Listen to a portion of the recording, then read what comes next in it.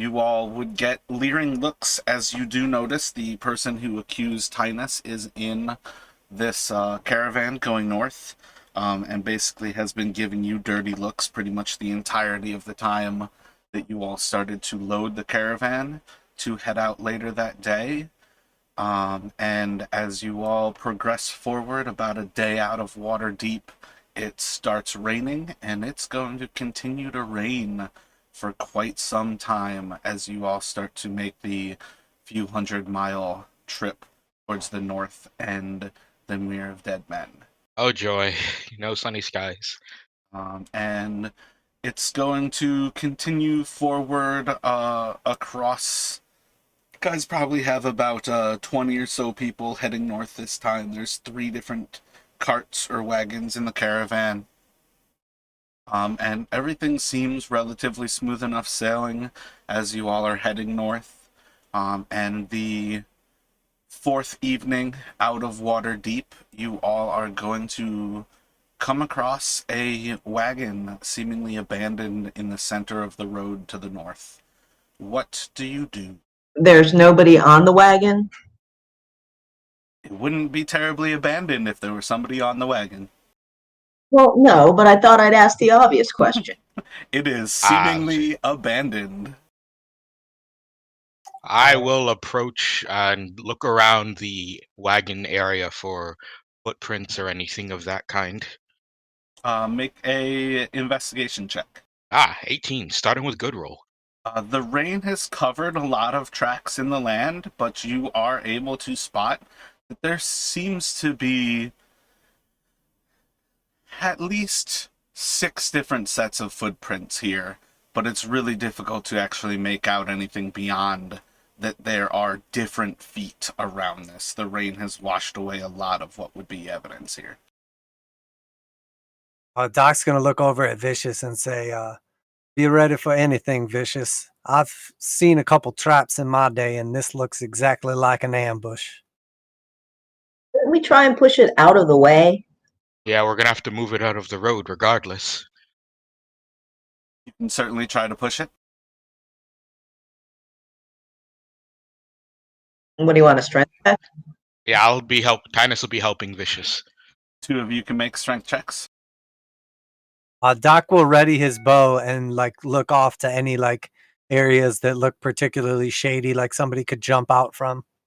There are trees to the southeast and southwest of you, as well as a bit of a cliff face to the west, and then trees to the northeast of you, and there are more trees to the northwest of you. All right, I'll just sort of do a slow rotation, purveying the tree line. So, Doc, you can roll for initiative with advantage. Tynus and Vicious, you can roll for initiative at disadvantage as you hear the roar of orcs running out of the trees. Yep, here we go.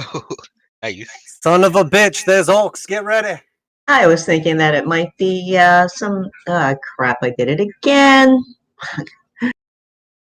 Oh, that's right. I forgot our tokens are at the bottom of the page. Completely forgot that part. How do you move it from the bottom of the page? You just scroll down. You just scroll down and click on your token down there. I'd like to keep my 20. A 9's fine, but It is always I your first roll. forgot.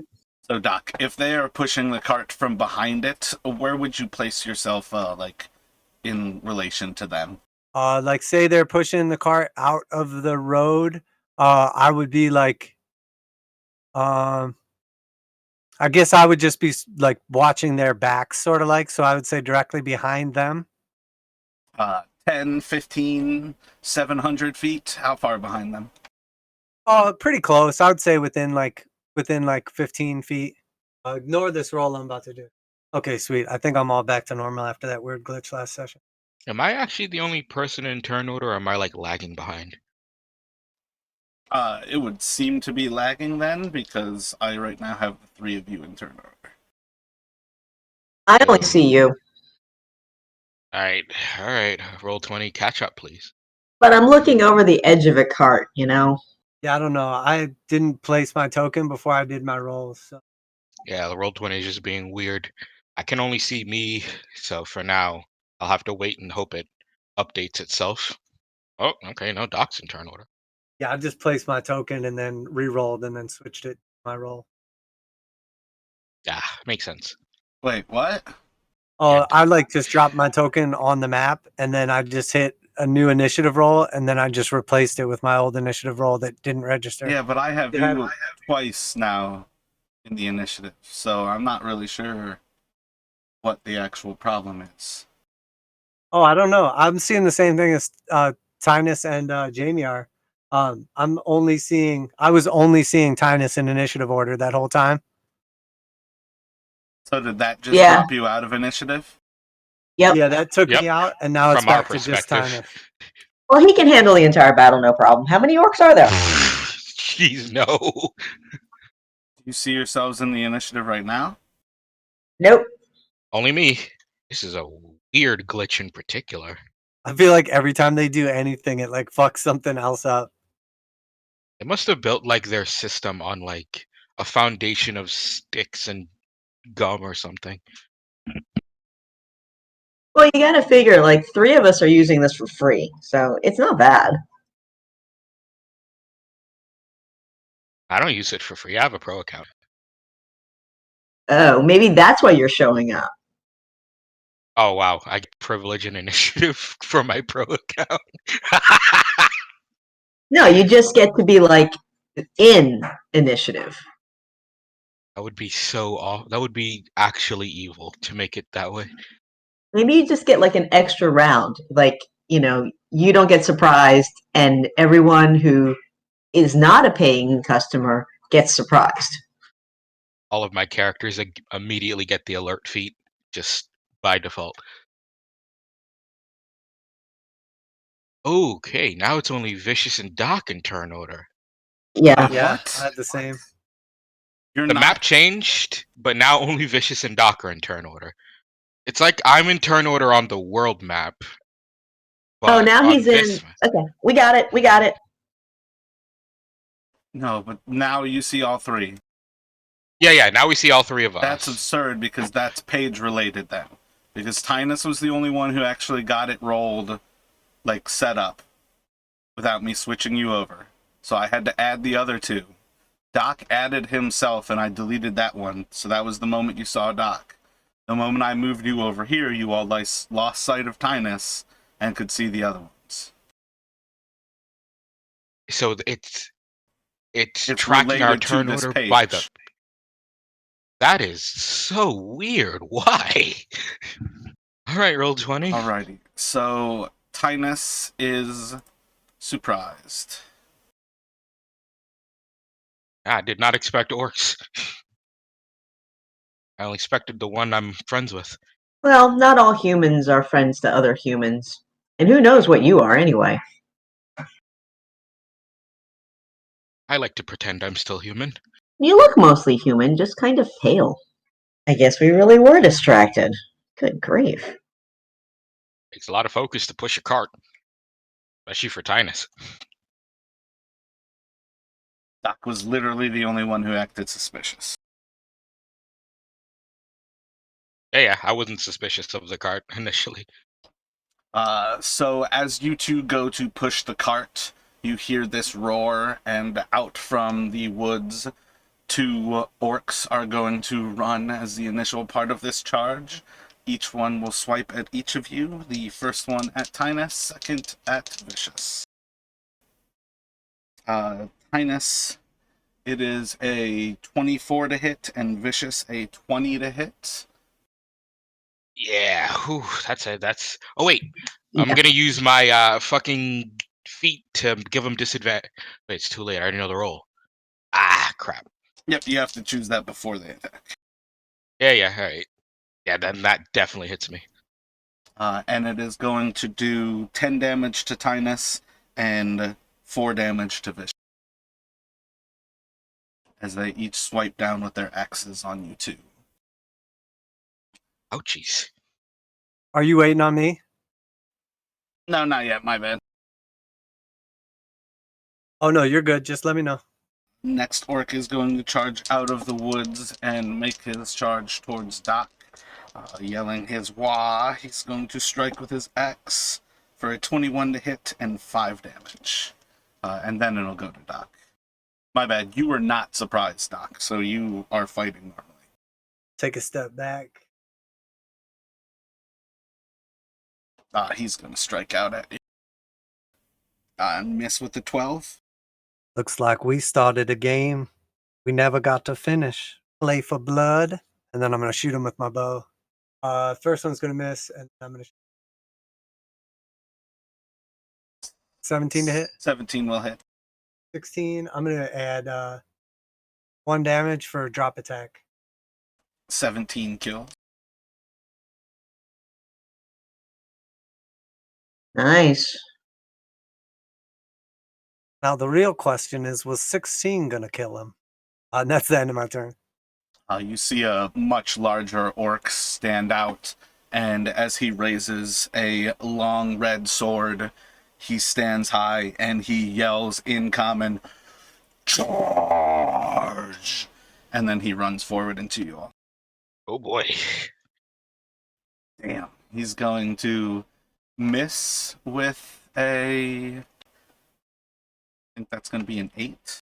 Oh, you said something about the inspiration earlier. Does that just mean it goes away after that round? For that game? No, you technically have the inspiration, but with 3 of you, and with me giving you all inspiration for doing those recaps, you have to actually use them because you all still have them collected basically right now. So Okay. it gives us advantage on one roll. It's not technically advantage, but nobody here is a rogue, which is really the only thing that, like, advantage means something different.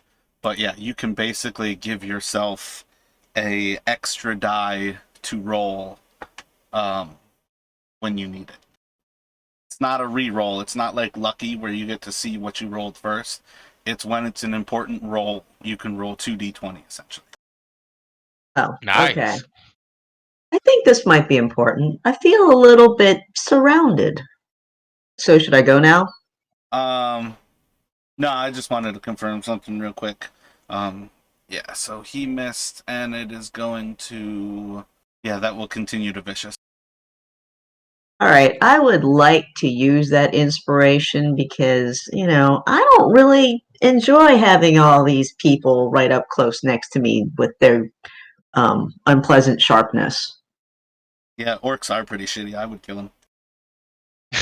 Okay, so, hey, I'm a half orc, and I'm like friendly or something. Well, try to charm him. It's not like I'm any good at being friendly. Jamie, is there anything that you can think of that might in some way be pivotal as to who your character is prior to doing anything like swinging your maul? No, because I was a Excellent. pirate before. So, you are going to hit with your maul, and you can do 13 damage. Were you attacking the air? Now I forgot to say that. I'm attacking the mean one that just showed up that's big. All right. All right, hold on. I just went to some other random page. You are not raging. Oh. That's I would like almost to be it was angry. something that was pivotal to your character that somebody asked you if you wanted to do it before you attacked. Ah, fuck. I thought you meant like backstory, whatever. Like, because I was a pirate. No. All right. So after this, then I'm going to get mad. So you still have one more attack, I believe. 26 hits for 17, and roll a d6. For the record, I was laughing so hard that whole time. Yeah, me too, actually. It's like, rage. I thought he meant like backstory. I've never been able to figure out what to do with the pirate background. I don't understand a half-orc barbarian, nor do I understand a half-orc barbarian pirate. They are very much 3 different things that don't make sense to me in the least bit. Well, a half-orc barbarian makes sense. It's not like I'm being a half-orc scholar. A half-orc barbarian makes sense running around with orcs, but with humans? Well, Orcs okay, are that part doesn't make much untrustworthy sense. enough, let alone one who can't control himself. And Okay, one well, who you play relatively calm and like most barbarians need a leash because every single time they see something, they try to smash it, and you don't play that. Oh, So that hit right there will bloody him as you smash your maul into him. it's the Valium, Oh God. opium, whatever they, take. All right, I'm stepping away for a second. Going to bonus action and swing into Vicious. I believe a 14 still misses. Vicious is AC 15. Oh, they have +5, so 8. Oh, it's 13 because I can't do math. So yeah, that will miss. And it's going to go back to the top of the order on Tynus. All right. Tynus is going to drop a strategically placed fireball to hit those 3 in that line. Fireball. Yeah, fireball. Where are you Not placing like it? not like my ball of fire, a different spell. Let me find the little token thingamajigger. Boom, right there to hit those 3 on the back row. Not trying to hit Vicious with this, but I'm definitely trying to light them up. Oh, it didn't cast. One second. There it is. Ooh, back. Where's the fireball come from? Sorry. Tynus. He drops a fireball right there. It's very nice. It is. I really like this fireball effect. It reminds me of something, but I'm not sure what. It reminds me of a fireball. Sauron. Look, it reminds me of Sauron a little bit. Eh? Remember the big, scary, fiery eye from the Lord of the Rings? Oh yeah, I know what you're talking about, but not really. It doesn't look like that exactly, but okay. Just like imagine an eye in the middle of it. Wait, and then it blinked. Oof. It's my first fireball of the campaign. You see that? Seeing Components, a tiny ball of bat guano and sulfur. You're just carrying bat guano around. That's funny. So Thankfully, those you see components are as the just... one carrying his sword is quite thoroughly burned, perhaps sealing many of his wounds that were previously bleeding from the maul attacks. And then the other one, who seemingly dodged out of the way, is quite burned. Probably about 90% of his body has third-degree burns right now. And the other one is consumed in the conflagration. roasty. Pretty cool. I mean, hot. Yeah, the end of Tynus' turn. The next one's going to hit Tynus for 8 damage with a 21 to hit. Yep. Next one's striking out at Vicious with a 22 to hit and 6 damage, so 3 damage. And in the moment, you all are going to see as arrows fly past you all. See how they hit. Oh, shnikes. It's a whole raiding party. Yeah. You guys really thought you were going to get just orcs? You guys have killed massive amounts of shit with no damage taken. That orcs are not a challenge. I mean, I that's thought true. we were pushing a wagon out of the way. That's what I thought. We'll get back to that. All right, so Tynus, a 20 to hit with 3 damage. Vicious, a 17 to hit with 5 damage. And Doc, a 21 to hit with 8 damage. So I think all of you will take 3 damage Tynus, 8 damage Doc, and 2 damage Vicious. Hey, And it's going to go to Doc.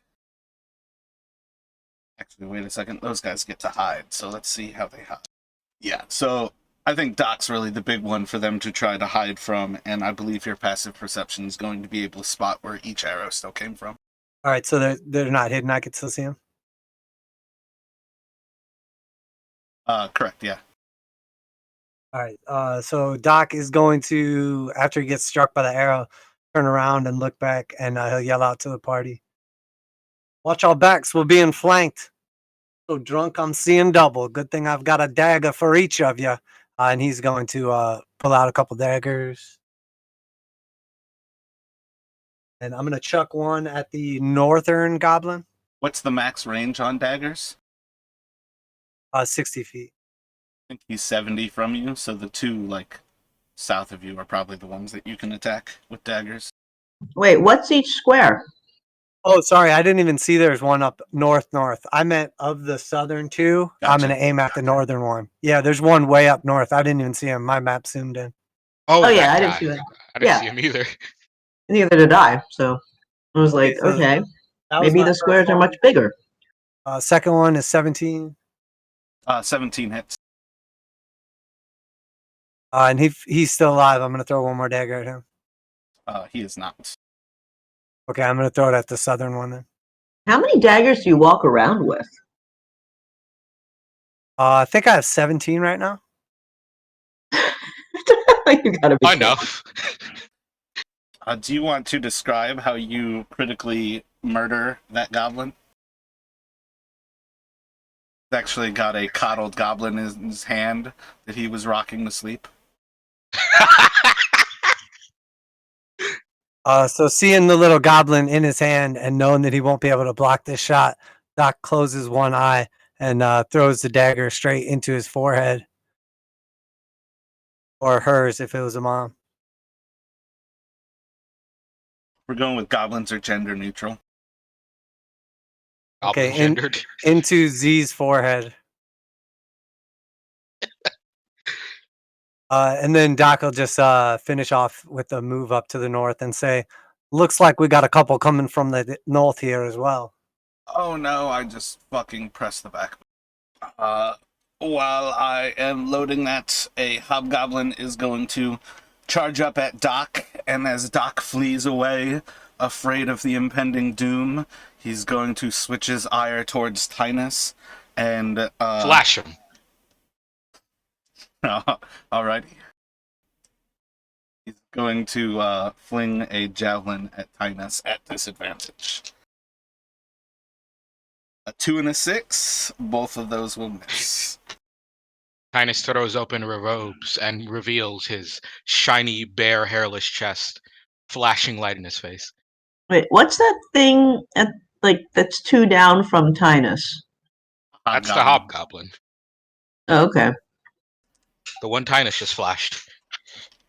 As he reaches his red sword to the sky, the orc warlord's going to yell out a derogatory comment about your human heritage as he strikes into Vicious. With a 21 to hit, he is going to do 14 damage, so 7 damage, 7 slashing, and it will go to Vicious.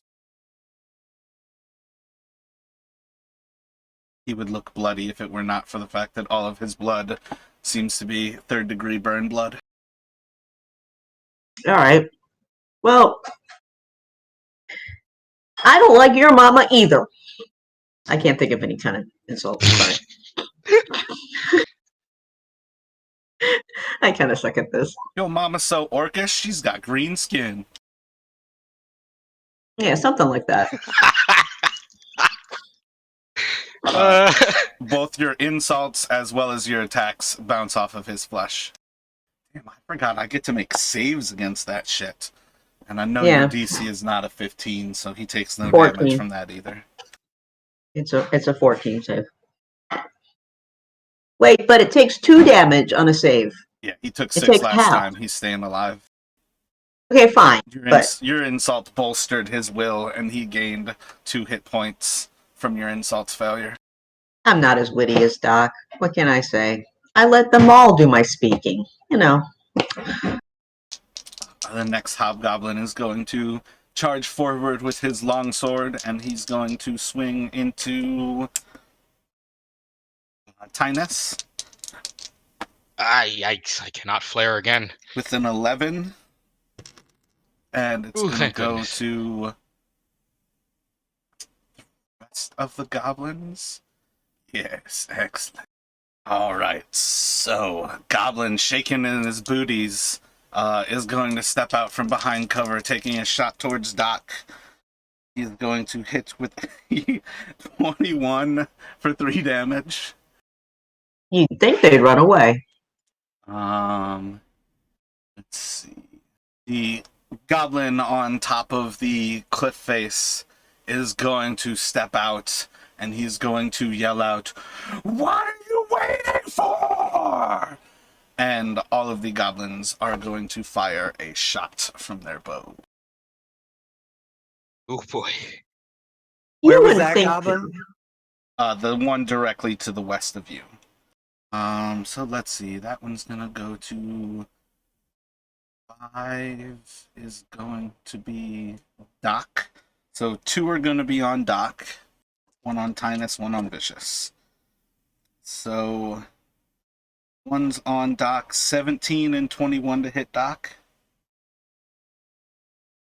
18 to hit Tinus, and 23 to hit Vicious. Yeah, both those are gonna hit me.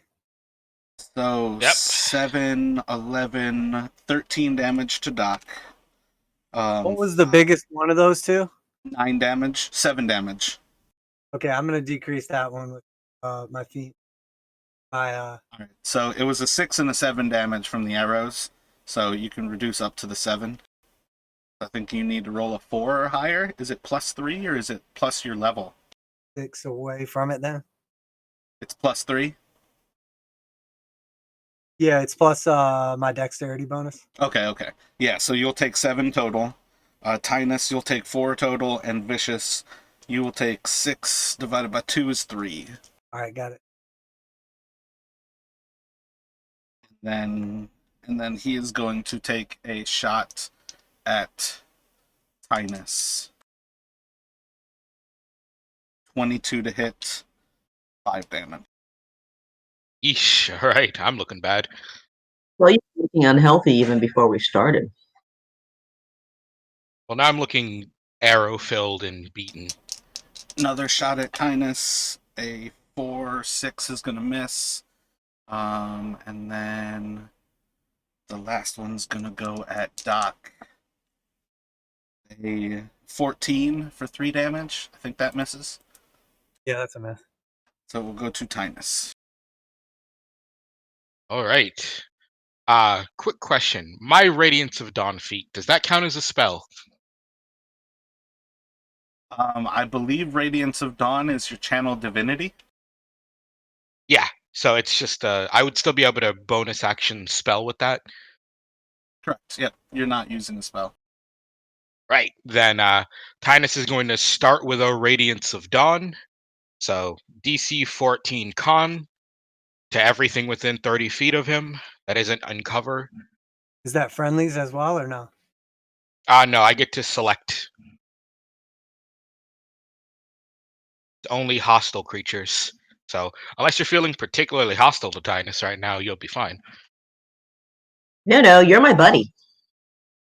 God, I crit failed that damage roll, but still. And then as a bonus action, he's going to healing word himself, because he's not going to survive another round. It's too late. All right. Wait a minute.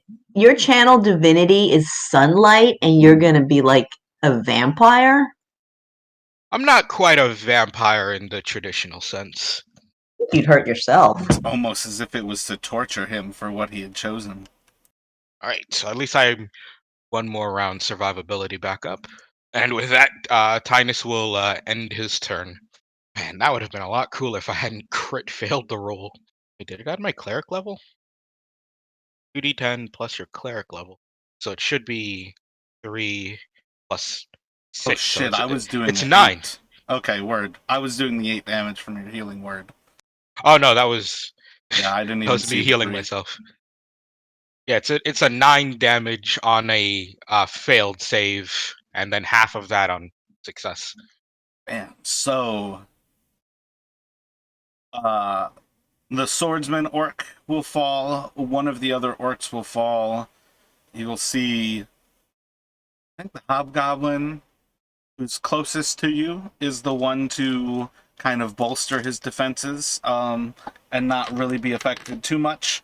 The other twos are certainly seared by the sunlight.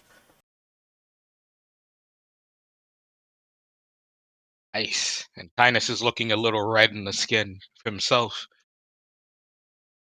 Good. You needed some color. The next orc is going to swing his axe wildly at your necks as he disengages from combat. Oh, yikes. Let's see. Goblin's gonna pop out, take a shot at Doc. 19 to hit for 3 damage. Got it. And then he is going to attempt to hide, and he is plainly in your view. And it's going to go to Doc. The other Which two goblin just shot me? the one that's in the center of those 3 is the one that you can see. The other 2 are hidden from you. Okay, gotcha. The one in the center of the cliff would be hidden, and the one to the south of you would be within view. All right, Doc's going to take a couple steps back and climb up on top of the wagon and pull out his flask and say, I suppose I'm deranged, but this seems like as good a time as any for a drink. And I'm going to take a chug of my flask and second wind. So I will gain 13 hit points back. And then he will pull out his bow. Oh, so wait, did the main goblin just leave too? All of them were essentially able to hide from your view. Like the ones that I took off of the battle map for you all have essentially been able to hide beyond your passive perception. Okay, gotcha. All right, so I'm going to shoot my bow first at the most northern one who just shot me for 16 to hit. 16 hits. Then I'm going to spin around to the southern one that I can see and do the same thing again. Will kill as well. Very nice. And then he'll... Yeah, you're actually Guess going I'm to gonna see the little goblin pop out, and he's going to yell, "You die when I say so!" And the last goblin that you shot is going to like stand up with the arrow through his face, and he's going to... let's see. Yep, that's all. It's just going to stand back up with an arrow through its face. So can Holy I see? crap. Did that guy just reveal his cover when he yelled that? He does indeed.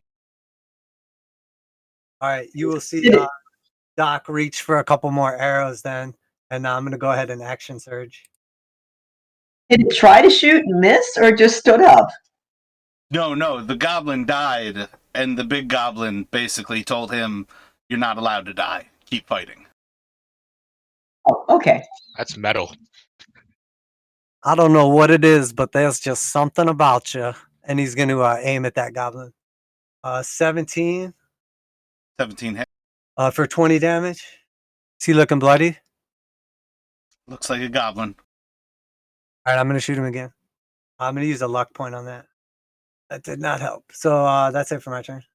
You know, at those shooting ranges, like the old-timey type of arcade ones where the little target spins around,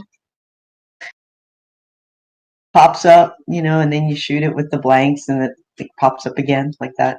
Oh, yeah, I know what you're talking about. That is exactly what that goblin just did. It's on Vicious. All right, so I've got this hobgoblin to the south of me, right?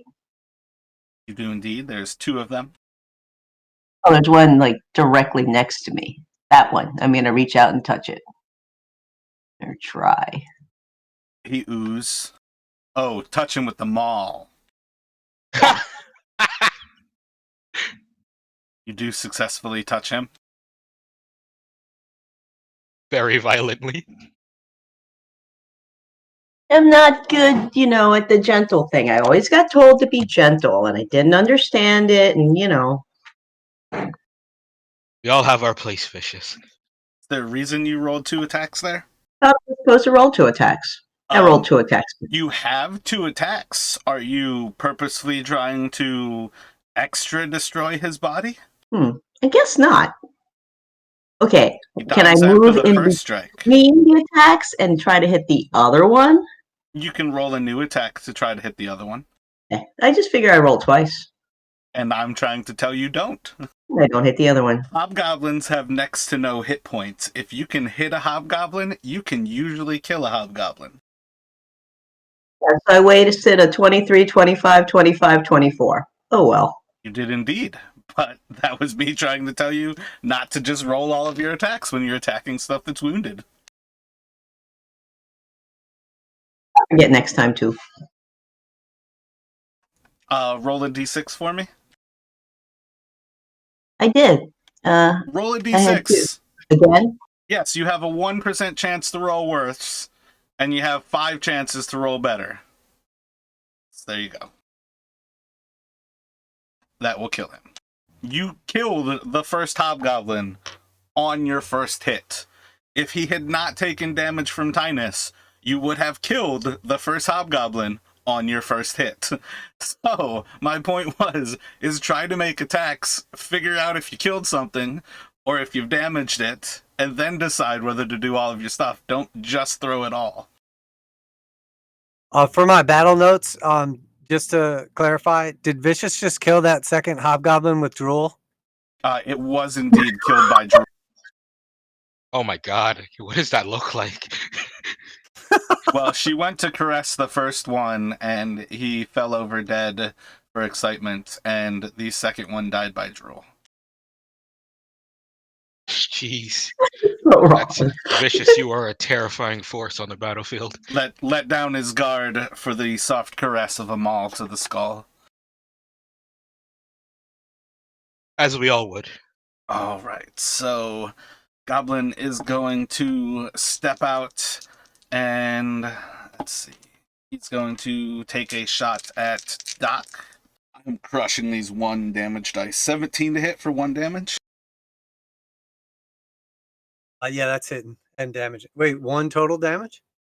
3 damage, my bad. It was Okay, 17 to say, hit for 3. The little goblin's going to... Well, I guess he's the big of the little goblins who remain. He's going to stand out and yell, "Focus fire!" And the goblins are all going to take a shot at Vicious. I had my fingers crossed he didn't say Tynus. I was like, oh no. I rolled to see who he was selecting. Thank goodness, dice, thank you. All right, so I think a 12 misses. I think Vicious is a 14 AC. 15. So 14 misses. The 20's going to hit for 4 damage, so 2 damage. And then he's going to take a shot himself at Tynus with a 15 to hit for 4 damage, or 6 damage.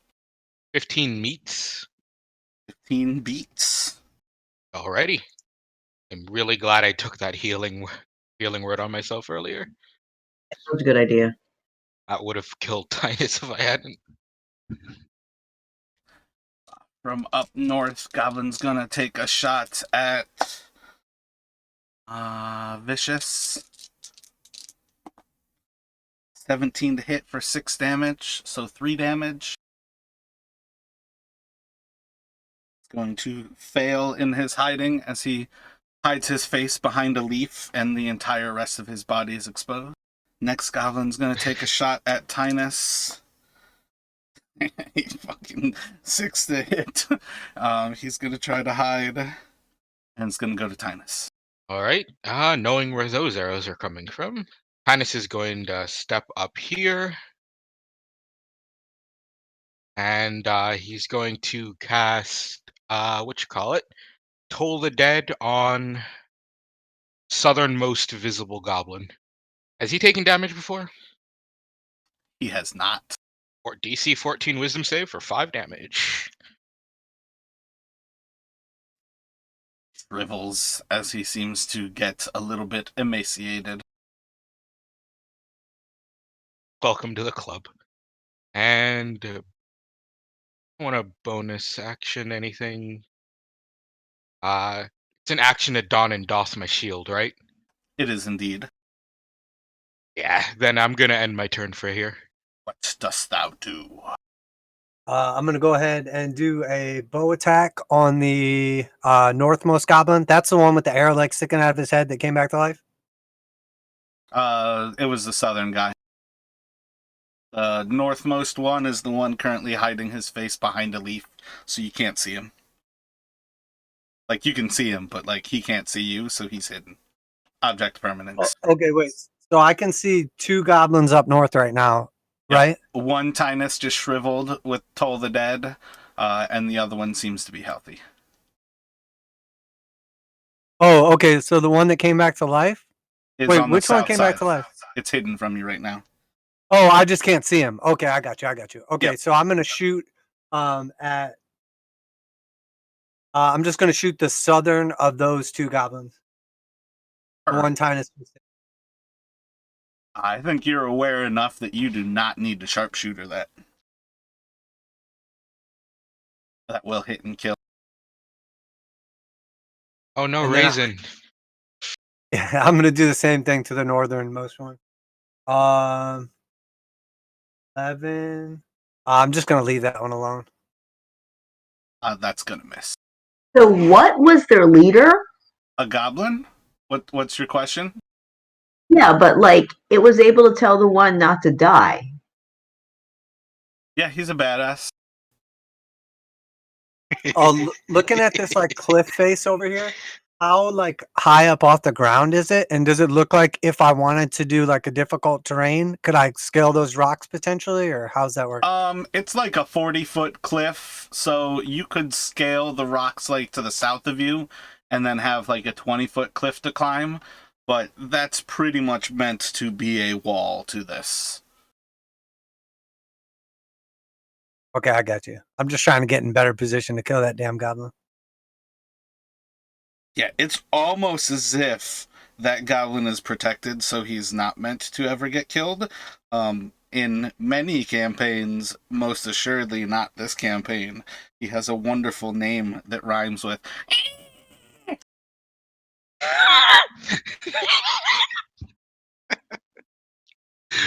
The beautiful goblinoid language.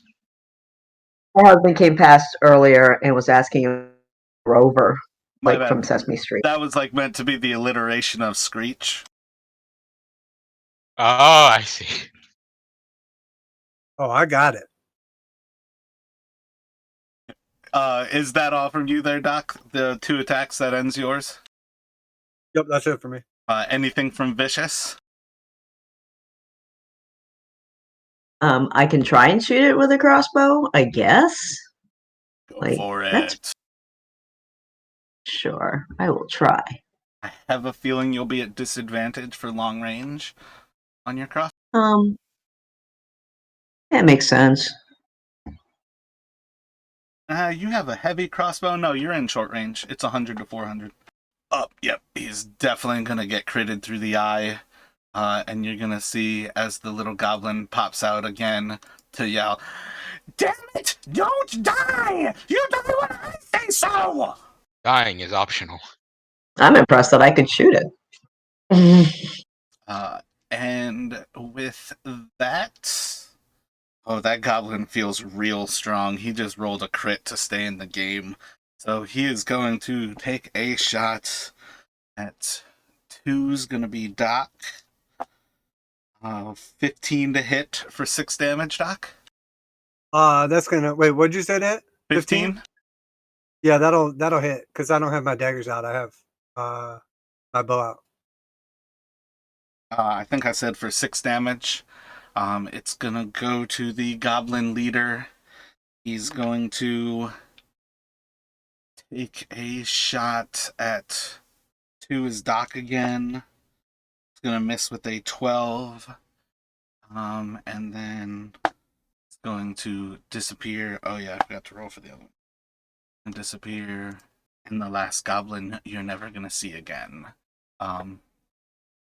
You guys can kind of go about your next turn, but you notice over the next few seconds here that the goblins seem to have fled in that moment and have run away.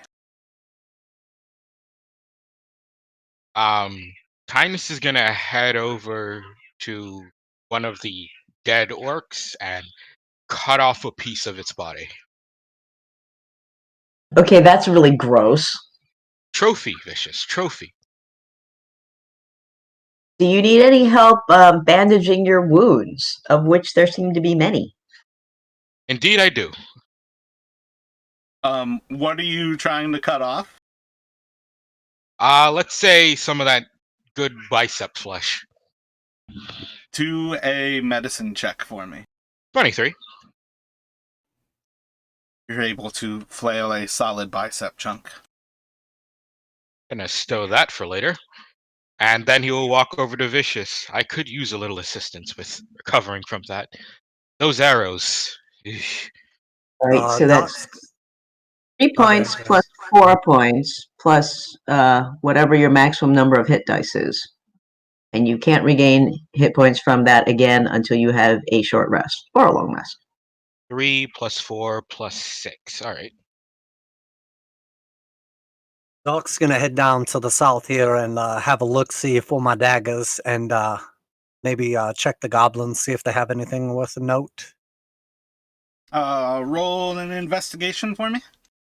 You're able to recover essentially your expendables. So you can take those daggers. How many arrows did you shoot in this combat? Like 8? Let me have you roll a D100. Yeah, 3 daggers and 8 arrows. Yeah, let me have you roll a D100 for me. So you can recover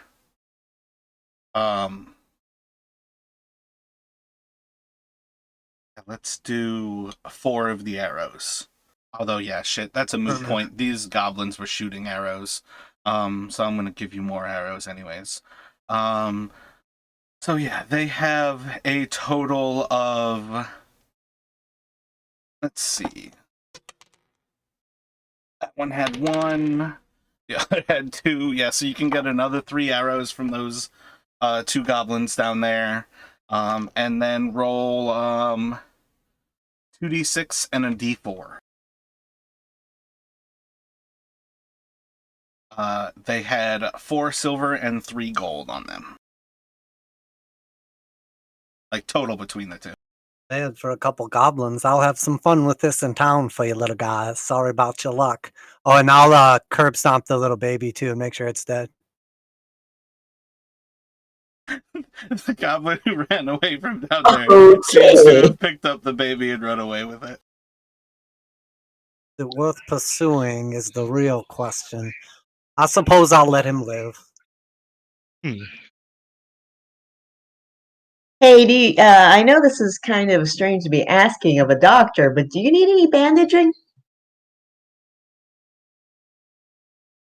I'm doing pretty fine. I suppose it depends if we're looking to continue on or if we're going to take a short break here. How's the rest of everyone looking?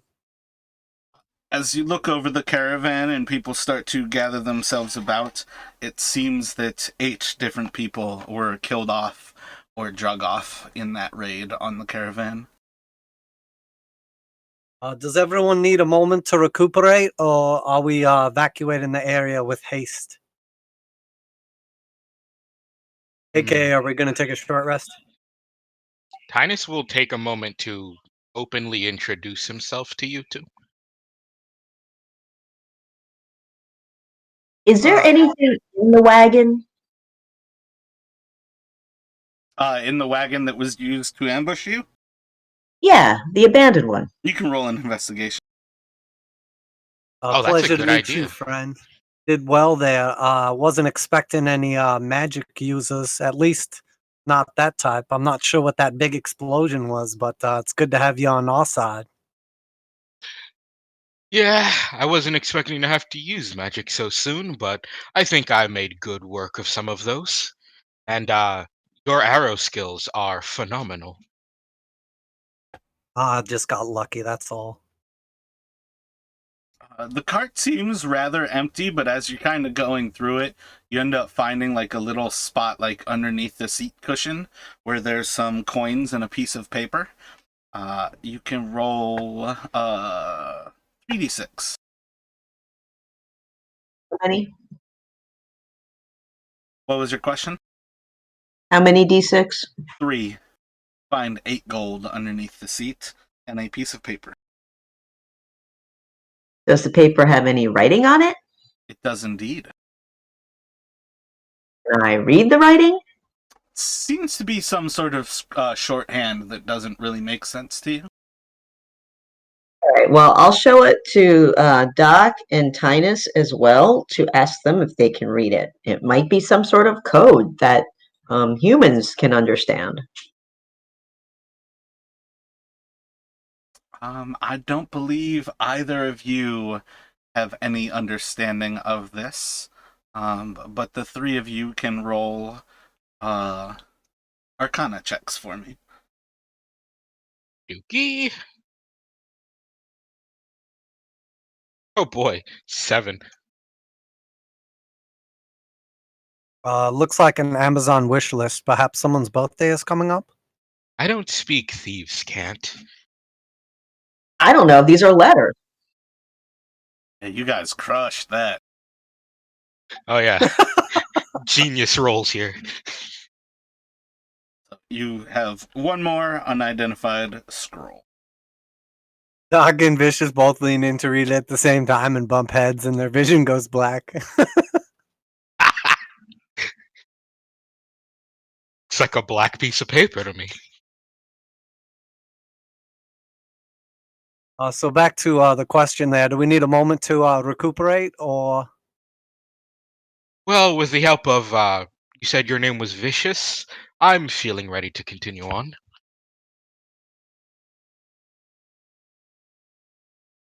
do we get any kind of notion from the party or the like caravan itself or whatever if they're just ready to keep moving?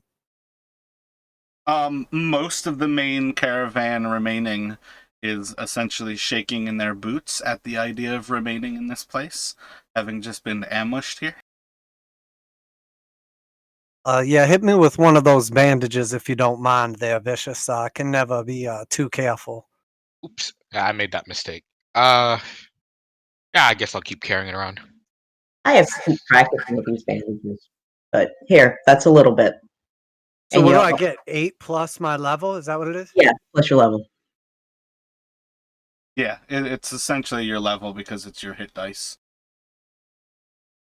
Not really sure why they say it like that. Yeah, level is easier to understand. Much appreciated, friend. They were worried about orcs. I told them I brought my own, and I'm glad I did. I'm not a pet. Oh, there goes that theory. Oh, I didn't mean that you're a pet. I meant more that you're domesticated. Well, you're probably more domesticated than me, depending who you ask. All right. Well, only one of you is capable of healing, so my money's on the orc Vicious. Depends who you ask. I can heal myself a little bit, and he sort of like shakes his flask. Is there some sort of potion in there? The way my body reacts to it, you could call it an elixir of sorts. Of course, it doesn't seem to have cured all my ailments. Highness will take a sniff. What does it smell like? Shitty whiskey. His eyes are gonna water a little bit. It has no smell to you, Tynus. Oh, oh. His eyes are. He's going to scrunch up his face in like. First, a little bit of surprise, but then intentional scrunch facey. Well, that's a scent. As far as you can tell, it's water. I'm not sure how that works as a healing. I'm pretty sure everyone drinks that daily. I can't speak for everyone, but I definitely drink a daily. Fair enough. Let's proceed onward. Looks like everyone else is quite concerned that this might happen again if we stick around. And Doc will announce to the group, gather what you need and let's keep moving. You can bring the dead or leave them. It matters not to me. So long as we're paid. Is there like an overall like taskmaster or like leader of our group? Just out of curiosity, and what would his or her name be? There's been one person who kind of organized everything as you all were leaving Waterdeep. He's introduced himself as Larian, and you've seen that over much of the actual battle that ensued here, he definitely seemed to handle himself as a seasoned warrior. Though he doesn't wear any emblems, you would recognize his fighting style as someone who was trained with the Lord's Alliance, and has served extensively in infantry, if not in some sort of more established like special force of sorts. But he definitely seemed to be a quite prominence coming to mind, but it's the wrong word. But he's a quite skilled fighter. You handled yourself quite fine there, Larian. Glad to have you leading this little group here. You seem to have some sort of military form to you. Did you serve? You're right in that, Shirley. I've been all over the world. Thankfully, serving my lord has given me many options in what I do, and currently I have given my services over to this wonderful building project for Lord Dagult. And when you say your lord, do you mean like lord above, like deity, or do you mean like your previous king? No. I've... I have less need for those such things. I serve those who pay in gold and those who are our betters. I have been employed for quite some time as a guard for Dagot before he has begun this wonderful project. We are currently re-establishing the high road to Neverwinter, and I'm quite happy to do something a little bit more private sector. And he like nudges you with his elbow as he says, I'm getting paid quite a bit more than I ever made with the Lord's Alliance.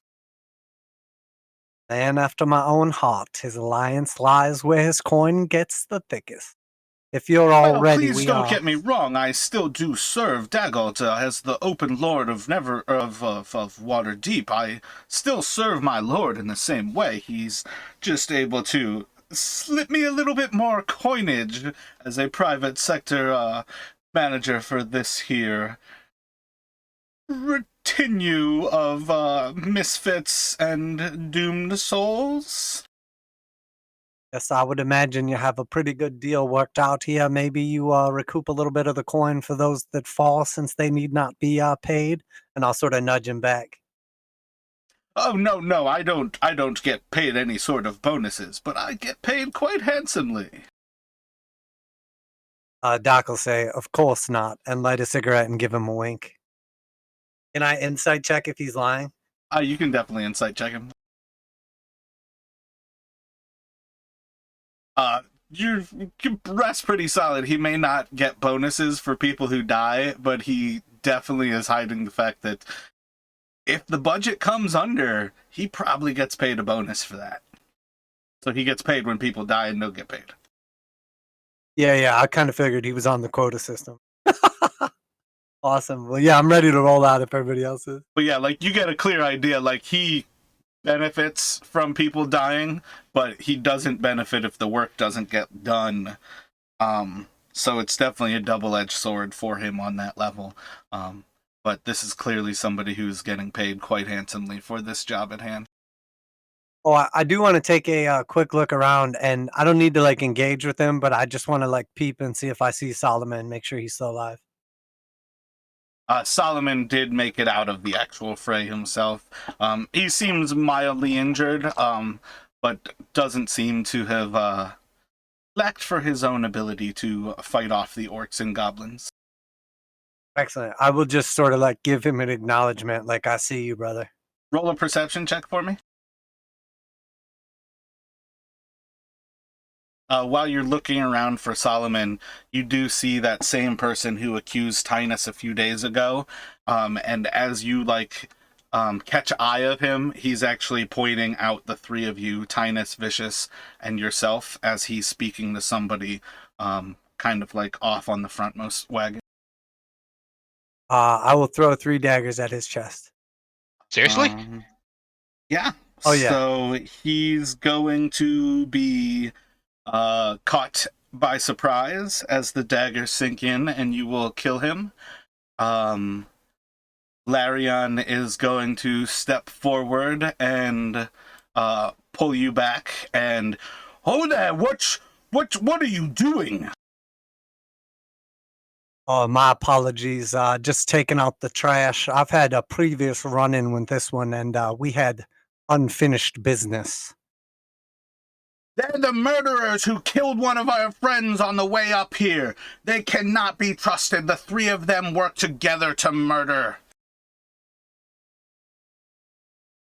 We just defended you from an attacking group of orcs, goblins, and hobgoblins. Don't let What the are you orc lie. talking They just murdered my friend again. They murdered right in front of you all.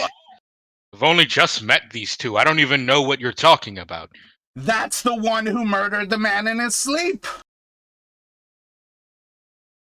This doesn't even person make is any spouting sense. nonsense. Some form of madness from the stress of the battle, I suppose. Doc will just hit his cigarette and look over at the guy who just yelled at him, and he'll say, "Wasn't murder. I was just taking care of unfinished business, and we're on the open road, so this time it's legal." We should proceed onward. We've got much longer quest ahead of us. Let me have each of you roll a d4. So Larian steps forward, pulling out a coin purse. He pays Doc 4 coins, Tynus 2 coins, and Vicious 2 coins, and asks you all to stay behind. Some of our problem-solving measures to create more problems. Doc's gonna try to convince him to let him stay with the party. What do you have in mind? The compensation is not necessary, my friend. Like I said, this one was no good to have on your crew. I assure you that he was a problem in our previous caravan. Attempted to frame some people, including some of these people here, for murder when he was, in fact, the guilty one. Roll a persuasion at disadvantage. Okay, so can I use my inspiration to just make it an even roll? What's going to happen is they are going to remove you all from the wagons. They're going to ask you to either return to Waterdeep or you can follow. You will be allowed to stay at the Roadhouse until they send a wagon train back to Waterdeep. If you care to follow with them, you are welcome to return with the train. So it is kind of up to you all whether you intend to go to the Roadhouse and return to Waterdeep from there, with an escort of a larger group, or if you want to head back to Waterdeep with the group that you have. I do apologize for my impulses, and I understand that you're a little cross with me now, but we'll stick with the wagon for now and accompany you to the Roadhouse, and you may find that we're more useful than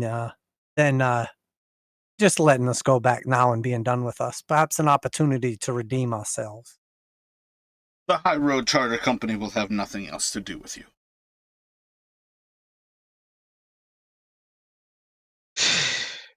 So be it, then. Let's just proceed onward. So The next day goes pretty smoothly for how things go. The three of you are isolated a good bit away from the rest of the wagon train as everybody sets off camp. And there seems to be a constant chatter about the three of you all from the rest of the actual wagon train. Solomon stays within the actual main body of the group. He doesn't seem to be pointed out as one of the conspirators with you all. Let me have Highness roll a D100. Oh my god, a 3. That's probably bad. Roll 2d8 for me, Vicious.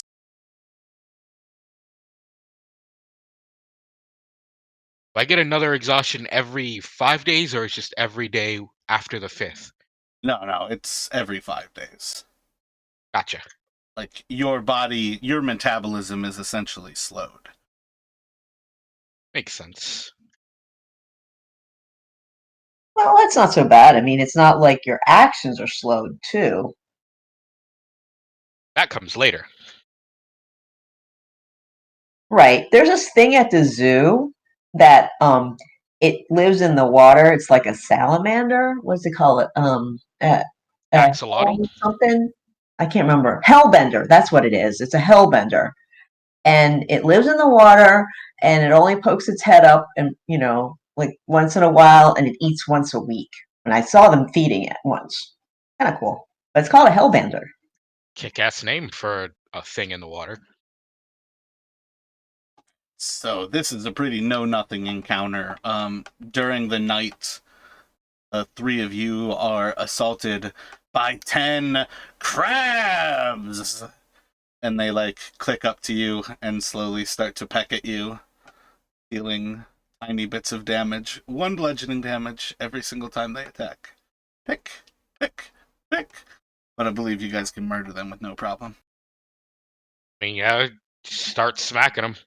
Were they regular crabs or crab people? Just regular crabs. Well, wait, we're in the regular road. There's no water near us, is there? You guys are traveling between the Waterdeep, and the Mirror of Dead Men. You are right next to the coast. Yep, we're right along the coastline, so yeah, it makes sense. Kill them. Do we need to do a battle for that? But No, they literally have a AC of 11 and 2 hit points. In the case of a 3 on that random encounter table, a 3 is really good because it is no encounter. As far as I can tell, I don't think if she had rolled 16 crabs, I don't imagine that they could do. They literally would all have to hit with no plus to hit to do 16 damage. So I don't know how that classifies as a random encounter worth happening. They should just put it down as there's no encounter because crabs come to feed your adventurers. Tinus, yay, they have rations. no flavor. Well, literally, Rations. I mean, literally, I think of the mall as a giant crab mallet, And they explode ready to eat. The actual heat from the pressure somewhat cooks the flesh for you. Tinus looks very unsatisfied eating this. I've had better. Well, it's nice when the food comes from the forest to you. That's true. I suppose these things did scuttle up here to feed us. Tinus will try to share some of the crab meat with anyone interested outside of the group. Do a straight charisma. Trying to build bridges to eat them later. That's a 14. A few different people take the actual crabs from you, but they'd never actually say anything at all. That's fair. He's not going to try to push it. Just build up some level of rapport at least. So about 8 days out of Neverwinter, out of Waterdeep, you all arrive about midday into the Roadhouse. You are on the outskirts of the Mere of Dead Men. You started to see as it ever encroached further and further inland until eventually you could see from kind of above at a high ground looking down. You can see where the road is clearly lost into this mere. And the actual road project is this building and clearing a path further and higher into the mountains, as it seems like this swamp is slowly consuming this area of the coastline. And as you all start to come into the actual roadhouse itself, Larion is already instructing the wagons that kind of got in about 20 minutes, a half hour in front of you all. They are starting to park them in this large open area of the roadhouse. It itself is like 4 walls, almost like a keep, where it's 2 stories tall. You see ahead of you as you come in a large area that's the 2 stories ahead with stairs, and then there are stairs to your right as you walk in, and you're looking, I believe, south. Yeah, and you're looking to the south from these double gates. There is a somewhat paved interior, though there's a large amount of mud that has basically been tracked in from all of the workers and all of the horses coming in. This main area initially is set up with all of the wagons, and you currently see Larian instructing some people where to go, and then you see a large humanoid who stands about 7 or 8 feet tall, and he's kind of pointing to different people to start to carry different chests to the south through the stables and into the storage room that is this large structure to the south of you all. So as you all head into this area, it seems pretty busy. Everybody's kind of going about their thing. What do you all do? Currently on a black screen. Let's cool. For now, given the situation, Tynus will ask Larian when the caravan heading back is going to be set up. Like, how long before they're expected to be heading back? I haven't had a chance to speak with Bogluck yet. Well, we'll probably be discussing such things this evening. For now, the 3 of you troublemakers stay out of the way, and fuck, we'll figure out what to do with you shortly here. We need to get everything stowed away first. We could still offer some level of help. It might be better if you all actually just keep out of the way. I don't need any other trouble or any other murders to accidentally happen. Fair enough. And Tynus will return to the others and just let them know, like, they're going to talk about when to send us back, but there's no hard stamp on it just yet. Probably you'll know in the morning. Perhaps if we're patient, an opportunity to redeem ourselves will present itself. I do apologize for my actions. Can't stop being myself now. I've lived too long already. I wouldn't say I am upset by your actions. Personally, I had quite a grudge against that individual in particular, but this does put a damper on our actual mission here.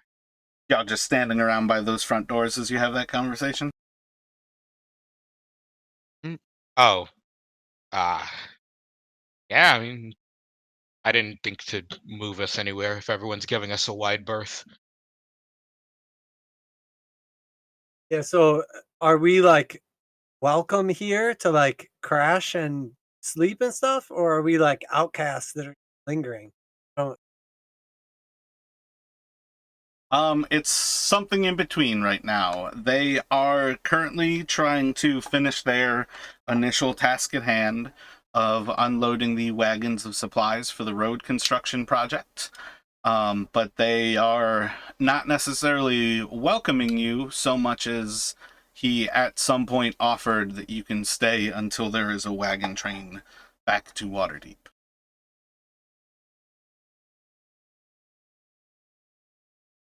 gotcha. I guess yeah, I'll just is this like a barracks then? I thought those were beds at first. I didn't realize that was like wagons. Or this is like stable. Essentially, like, you all are looking at the top-down view of this actual building complex. But this is the Roadhouse. It is literally the center for the construction project of the high road. So we're just supposed to keep a low profile, right? That's what Larian would like us to do. Just not get in the way until they finish thinking of what they're going to do with us. Most likely send us back. How are you going to kill somebody and keep a low profile? Vicious doesn't know that. Taco Vicious just doesn't kind even of know about that, so Taco just kind of like casually hang out and maybe just have a couple drinks from his flask, a couple smoke a couple cigarettes, and not look like suspicious or anything. He's just gonna like hang out. So they are slowly carrying everything in from that southernmost wagon through the stables on the south side of this, and basically setting everything up inside of the storage area that's kind of directly south of where you are right now, Doc. And there's a pretty constant traffic of people. Some of them kind of like bump past you as they're making their way into the actual kind of work areas there. But it seems like right now it is mostly the actual wagon train that this place can house quite a few people, and most of them are probably away working for the day right now. gotta be some way to improve our standing. I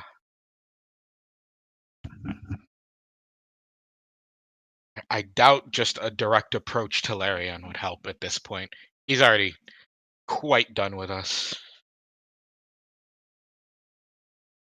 As everything's kind of going about and people are moving through, you do see as the large fellow kind of points off to the three of you and he yells out, "You three, slackjaws, get to work!"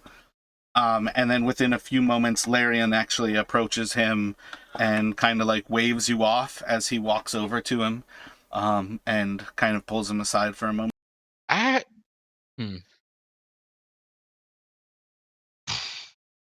Tynus will make himself useful and start helping them load shit in. Vicious will do the same until told not to. And he's going to specifically try to be like a really good worker, faster at loading than anyone else, to whatever extent he's able to do that.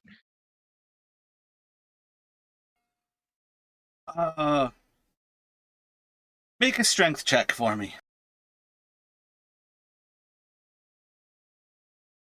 It's too late now, but yeah.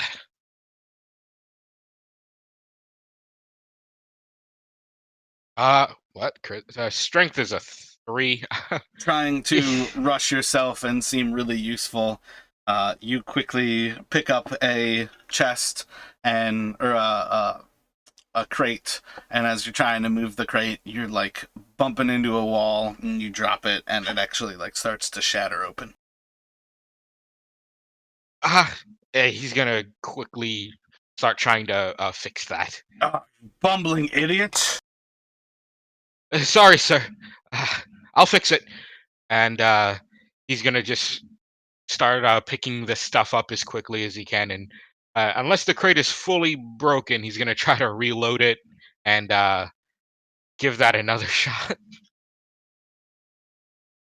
See, this now might be the time to enhance self, give him a bit more strength on this one.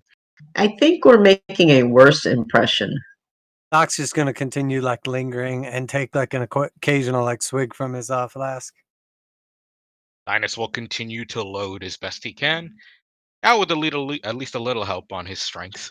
Let's see. Once all the stuff is loaded in, Tinus will try to approach Bogluck and talk to him. So Who's Boglook?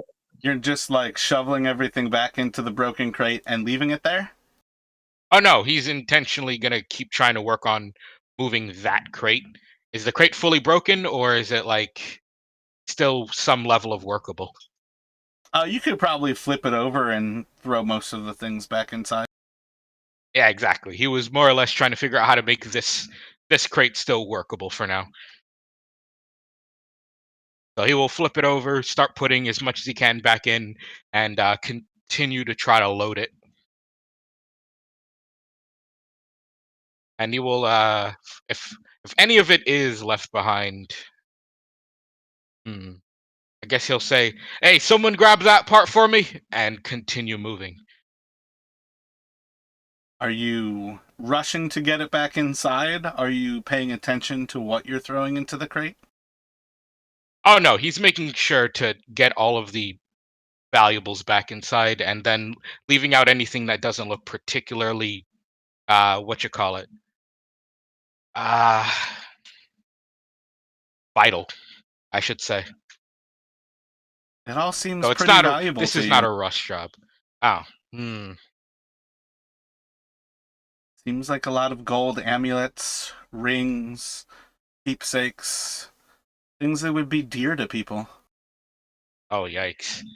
Then he will load what he can into the broken crate, and the rest of it he will set back on the wagon, like just sort of off to the side so it isn't directly in anyone's path, and then come back to that broken crate and carry it back inside.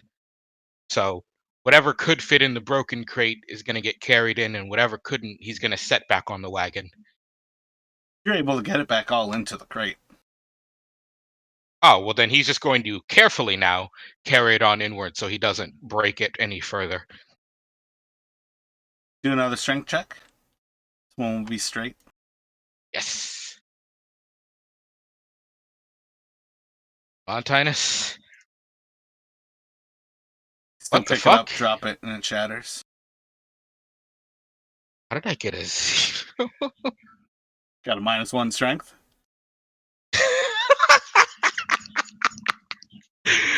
Oh, God. Yeah. Okay. There's no magical solution to this one.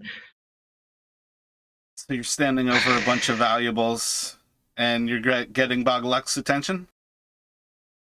Not at this point. No, he looks too idiotic. He's going to start moving the stuff back onto the wagon, hoping to find an empty crate or something that can carry this. He's just moving the valuables back onto the wagon at this point. And I thought you all had problems when you murdered somebody for no reason. Yeah, this would look really bad. He's just putting it back on the wagon, just looking like an idiot. A few of the people are looking you over, and you notice, God, it's like a third party at this point. The person the cultist who accused you of the murder is going to grab Bogluck's attention.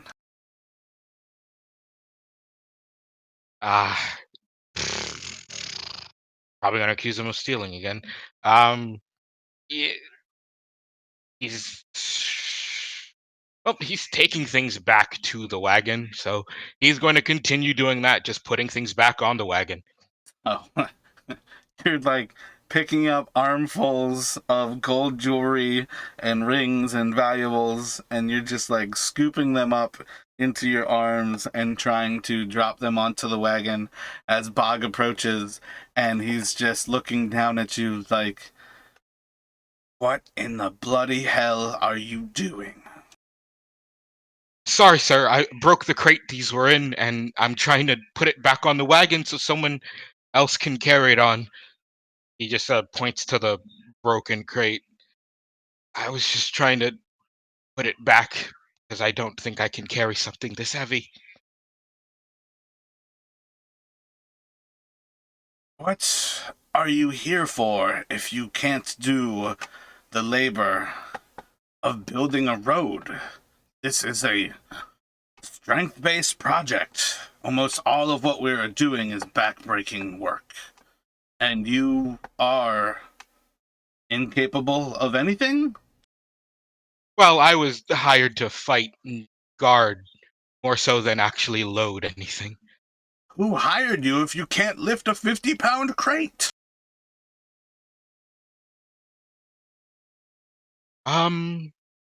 The man who worked at the High Road Charter Company in Waterdeep. Bloody fools.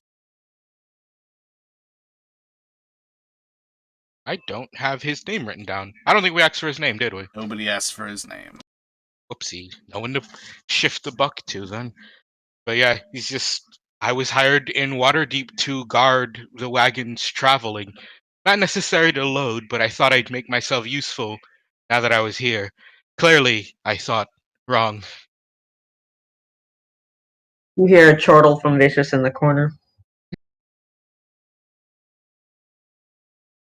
I'll I'll leave this to someone more strong, and he will set the stuff back down. Yeah, he just sets it back down, and my apologies for making the work even harder. Bloody hell, what have we gotten ourselves into? Larian, approaches forward, and he's got, his hand on his forehead, just kind of looking down as he sees you, scooping through all of these treasures. What the hell is all of this? I was trying to load it into the place everyone else was going, and I dropped the box. And he points to the broken box. Surely they must have messed up the supplies that we were sent? Why is this being sent up here? Is this not supposed to be here? I assume these were keepsakes of the people who traveled. You're a bloody idiot? How can you build a road with gold? Huh. That What on is earth strange. did you Whose get? wagon is this? Because I took this box off this wagon. You'd have to ask the person who owns the wagon where they got this box from. They're all the charter company's wagons. Loaded in Waterdeep, they were meant to be the supplies that we had on order for this next leg of the journey. Seems someone got their orders mixed up because I simply dropped a box and this is what exploded out. Bog, pats him on the back, and he says to Larian, "Don't you be worrying about what's in the crates. Everything's needed that's needed. Sometimes you've got a few tolls to be paid, and I'm sure the higher-ups in your organization didn't want to share the dirty details." Alarm bells going off in the player's head. I suppose, get out of your way then. Unless you'd like me to keep trying to load, I would like to make another attempt. I don't feel like you've got any use for you. Well, do you need guards At to watch all. over any of this? Oh, fair enough. I'll make myself scarce then. He will try to walk past the large man.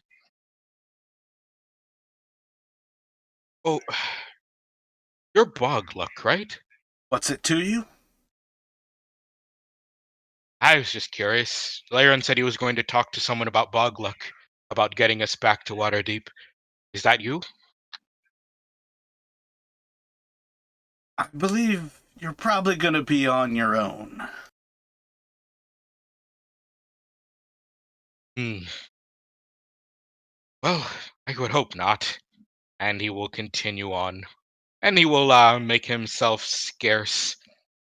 I guess standing by Doc. Look like you did pretty well smoothing that over. We back on the team? Um, no. If anything, I believe we are less welcome. I had a feeling. I saw you drop the crate. I didn't want to laugh, but I'm not gonna lie. I was laughing on the inside. Strength is not my strong suit. If they needed someone to magic the crates now, that would be something I could have done. Those didn't look like any supplies that you'd have on a road building project. Didn't want to get too close and draw suspicion, but what the hell was all that? That's a good point. That's a lot of gold to be coming out to a road construction project. It's probably some of the higher ups doing something behind the workers' backs, as the large gentleman put it, and he will give Doc a look as he says that. For now, I don't think I'm going to be allowed to pick up any more boxes, Yes, perhaps it was a bribe. I'm sure that there's something afoot here. and maybe we can ask Larian about it. He seemed surprised it was there. He might know something else. Perhaps if the moment is right. Bogluck didn't seem too surprised from what I could tell, though. He's probably one of the higher ups. You know how these companies tend to work. They like to put someone high up on the floor to make sure no one is messing around with their actual investments. And this is an intense amount of winking we're doing. I bet I thought we were back over Vicious that whole time. My intention was obviously not to be like yelling that across the room, but having like a quiet conversation. Ines wasn't being particularly quiet about it. He was just talking about it as if like this company, the Hyro Trading Company, might be a little shadier than people expect. But he's specifically using company jargon. You know, those darn businessmen and their business. But if that is where we are. So, Doc, do you want to maybe talk to Larian about it? He did seem to like you, at least initially. I think perhaps we should let this little situation present itself to us rather than pursue it right now. I doubt there's been any resolution in such a short time. It's going to be at least another. We'll probably have to stay at least a night before they send us off. Speaking of, maybe we should find a place to hunker down until that time comes. I doubt they're going to be the most popular trio. And Tynus will sort of look around to see where the rest of the workers are hunkering down when they're done carrying things. There's still plenty for them to be unloading. So they're still all working throughout all of this. But eventually, you all do hear signs as people start to come in from the road project, and they're kind of coming in off of the from the north. And they all start to head up the different stairs, most of them going directly to the stairs to the south of you. And shortly after, you hear a bell from within as the I guess chef is probably the best way to describe this person. Kind of rings like a lunch bell to kind of bring everybody in to have a bite to eat.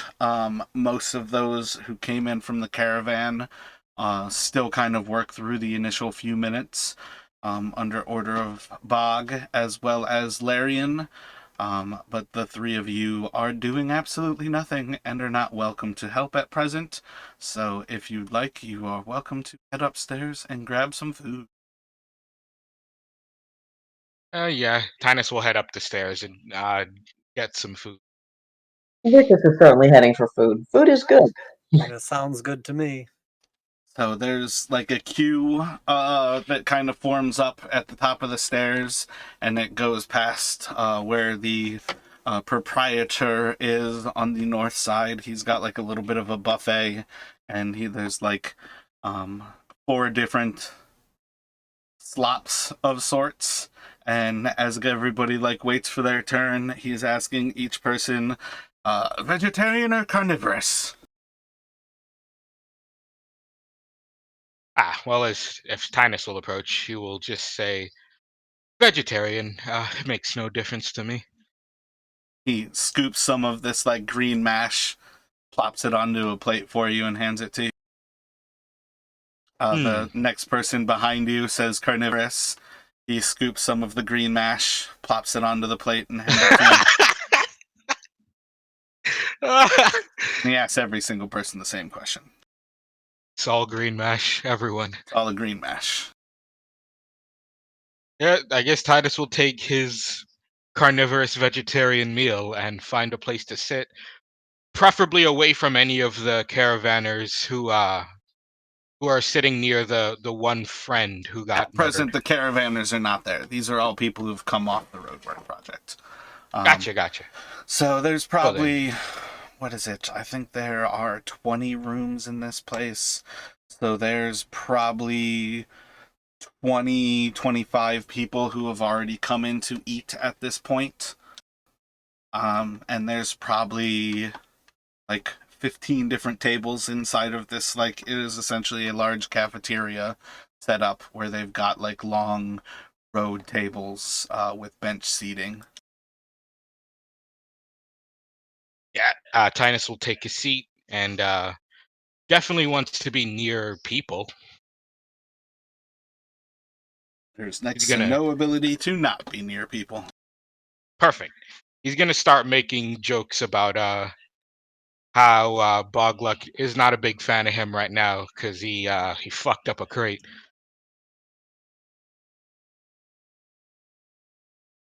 Sort of a self-deprecating humor, trying to get some people to laugh with him.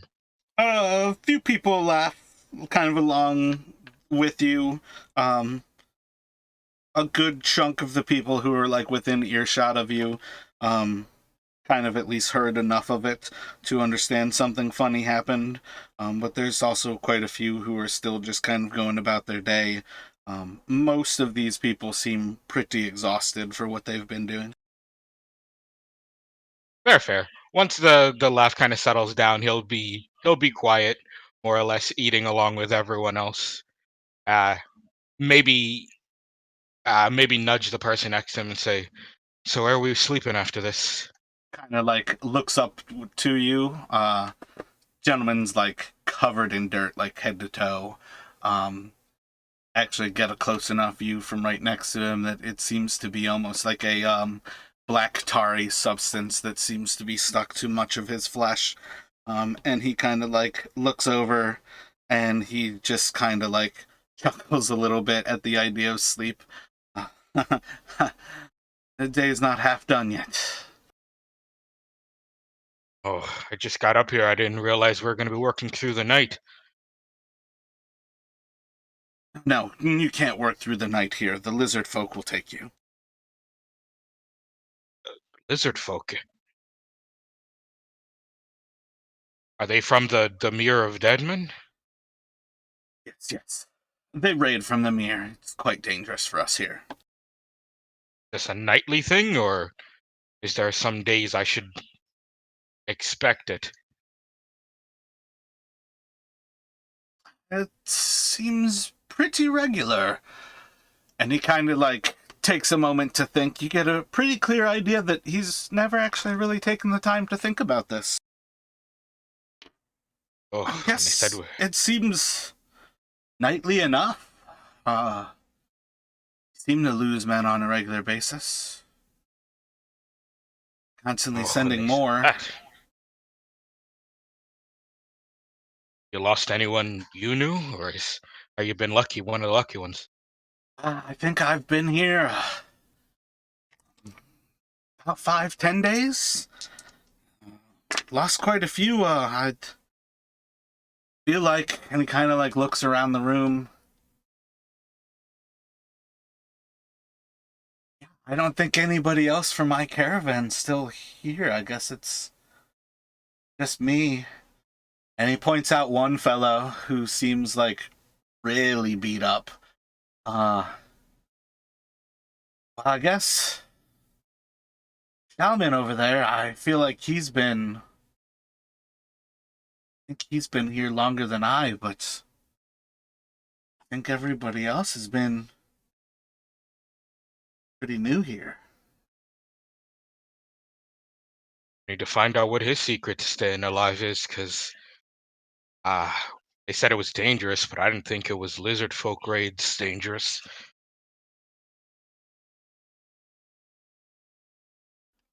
Well, don't call it the Mirror of Dead Men because it keeps you alive. That's certainly true. And he will sort of go back to eating, but he's probably going to try to get into to talk to Shelman when they're all finished eating up in here.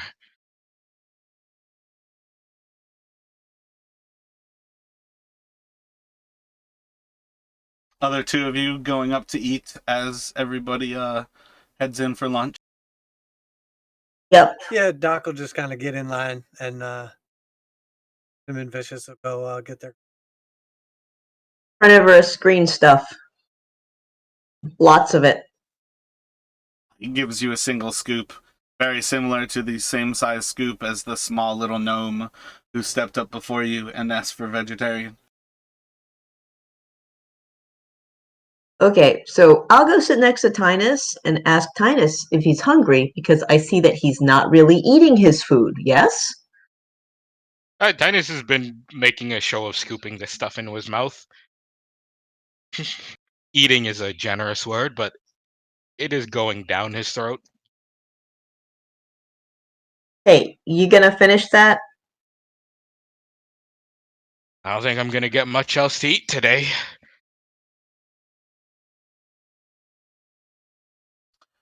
Well, They all feed right. us pretty regularly. We've actually got to stay somewhat healthy. It's not the food that kills us. Well, all right. At least I get regular meals. Are you still Um, hungry, Orc? Or vicious? yes. And whoever said that, what is it that kills you? Jaw. Like, holds out his hand. All? Jaw.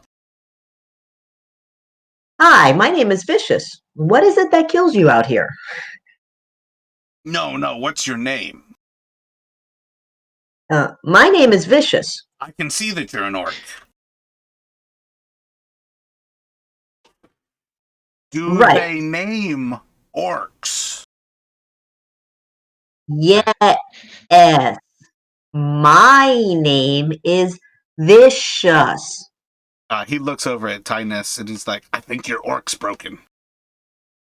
Tinus will say, I believe they named them after what they are known for. So, while she doesn't have a name, she is called Vicious. That's my name. Jaw. They don't name me for what I'm known for. I was given a name.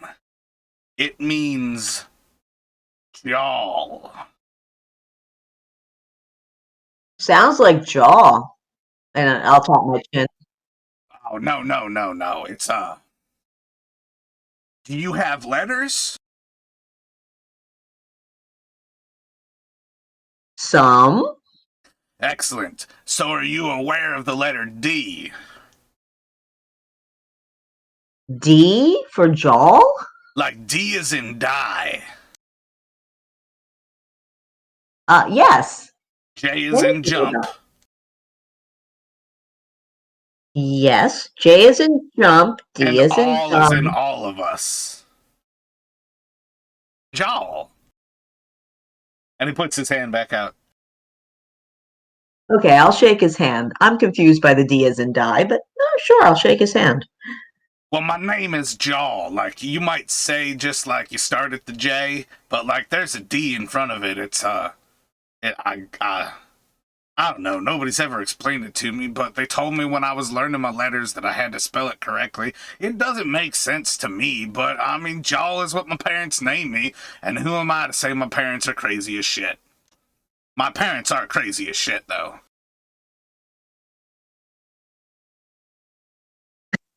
All right, then. I'm Tinus, just to throw that out there. Hi there, Tynus. Nice to meet you, Joel. And he will go back to scooping green goop into his face. You ever forget what you were having a conversation about, and you're just like, I swear there was a reason we started to talk about this, but then I forgot why it was? Yeah. I think I do that a lot. What were we talking about? Vicious, he forgot you asked what kills you out here. I thought you'd eventually get around to telling us. Telling you what? You were gonna tell her about the lizards. Oh, yeah. Well, there's a lot of creatures out here that, seem to eat people. So, a lot of us workers go missing. That's why occasionally they hire some pretty swift on their feet people who protect all of us workers. It's actually one of the most valuable jobs that there is out here because so many of us workers get killed. During our shifts during the day and at night, a lot of people go missing at night. Even from inside here? Well, now, I guess they do go missing from inside here. Maybe they wander off, though. I don't know. It's kind of hard to say, but yeah, a lot of people go missing. Yeah. Dude, 2 sevens for him to try to recognize when people go missing. One with Tinus and one with a Vicious. He is clueless as to when they go missing. Well, I suppose we'll be having to watch our backs then. I don't plan to go missing anytime soon. Well, there's a pretty good chance if you've come here to work, you're gonna go missing. You're still here. How long have you been here? About 5-10 days. But I think everybody that I've come with has already gone missing. It's not a good job. Then you never get paid because you are not here anymore. So then you can't spend your money. Well, we can spend it at the company store. I've been paid quite a handsome price for my time here, and not gonna lie, when I leave here after the road's finished, when I leave here, I should be a pretty wealthy man. Company store? Where's that? 'Cause I got some gold to spend. Bogluck, he's a company store. Wait a minute. How long is your time that you've been hired on for? Until the road's finished. But that could take years. Well, yeah, that's a lot of money to be made. What kind of stuff you've got from Bogluck? Oh, like I've had to get a few new spades for the digging. I got some mighty fine leather gloves, and he holds up his hands, and like his hands are covered in leather gloves that are pretty holy in all of the places that matter. I got some new boots about 2 weeks ago, I think, and he shows his feet, and his boots are pretty fucked up. Wow. Huh. Doing mighty fine for myself. Certainly are, Joel. I don't have gloves that nice. Not everybody's cut out for doing this kind of work, but those of us who do, we make it rich in this world. I'll make sure to stick close to you then. Maybe I'll pick up a few things.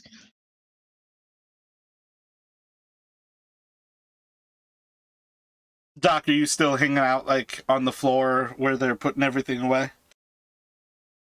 Oh no, just sitting down eating. So about at that time, like most of the like actual caravanners seem to be heading into the dining hall, filling up the last of the seats as everybody kind of sits down, having put away most of the items from the caravan. There's been quite a lot of like clinking, clanking of everything like down below. The floorboards seem to be pretty thin in this area. You could hear most of the work being done in the room below you, which is the like storage area of the Roadhouse.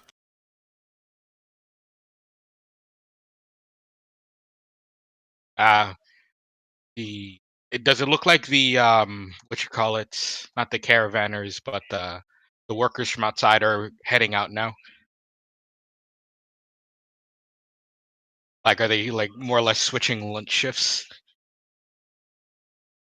There's like vaguely like the exact amount of room for everybody to eat at the same time, but there is a certain level of like some of the initial workers are getting up to leave, but not all of them. It's not like an actual like switch in the shifts so much as like the caravanners had to get the shit done, and it's almost as if they were 11 people short of being able to get the work done in time.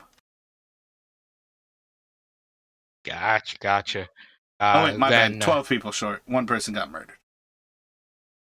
then Tynus will sort of, after he's finished eating, get up and move out with some of the other workers. So like with some of the initial ones to go. Yeah, with some of the initial ones, just sort of keeping his head low so he doesn't have to bump into any caravanners.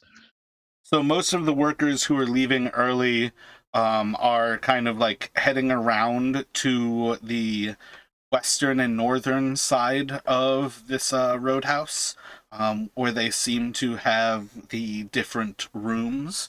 And a few of them are basically like heading to their separate rooms. They seem to just kind of like be taking a minute to like sit down on their actual beds and relax for what ends up being like the end of this kind of hour that they take like the actual like high sun as time to take a lunch break. Gotcha. Tynus will just sort of sit down outside in that same area as them.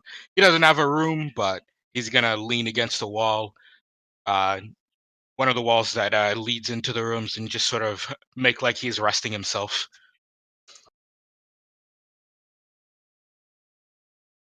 More or less just keeping in line with the other workers and keeping out of the hair of the caravanners specifically. Basically, Tynus's whole thing is he's gonna follow the workers through all this now.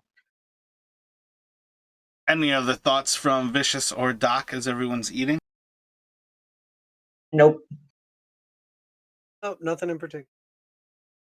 So after lunch starts to kind of wrap up, uh, Bogluck kind of like stands after all of the actual like workers from earlier are have essentially like headed back off.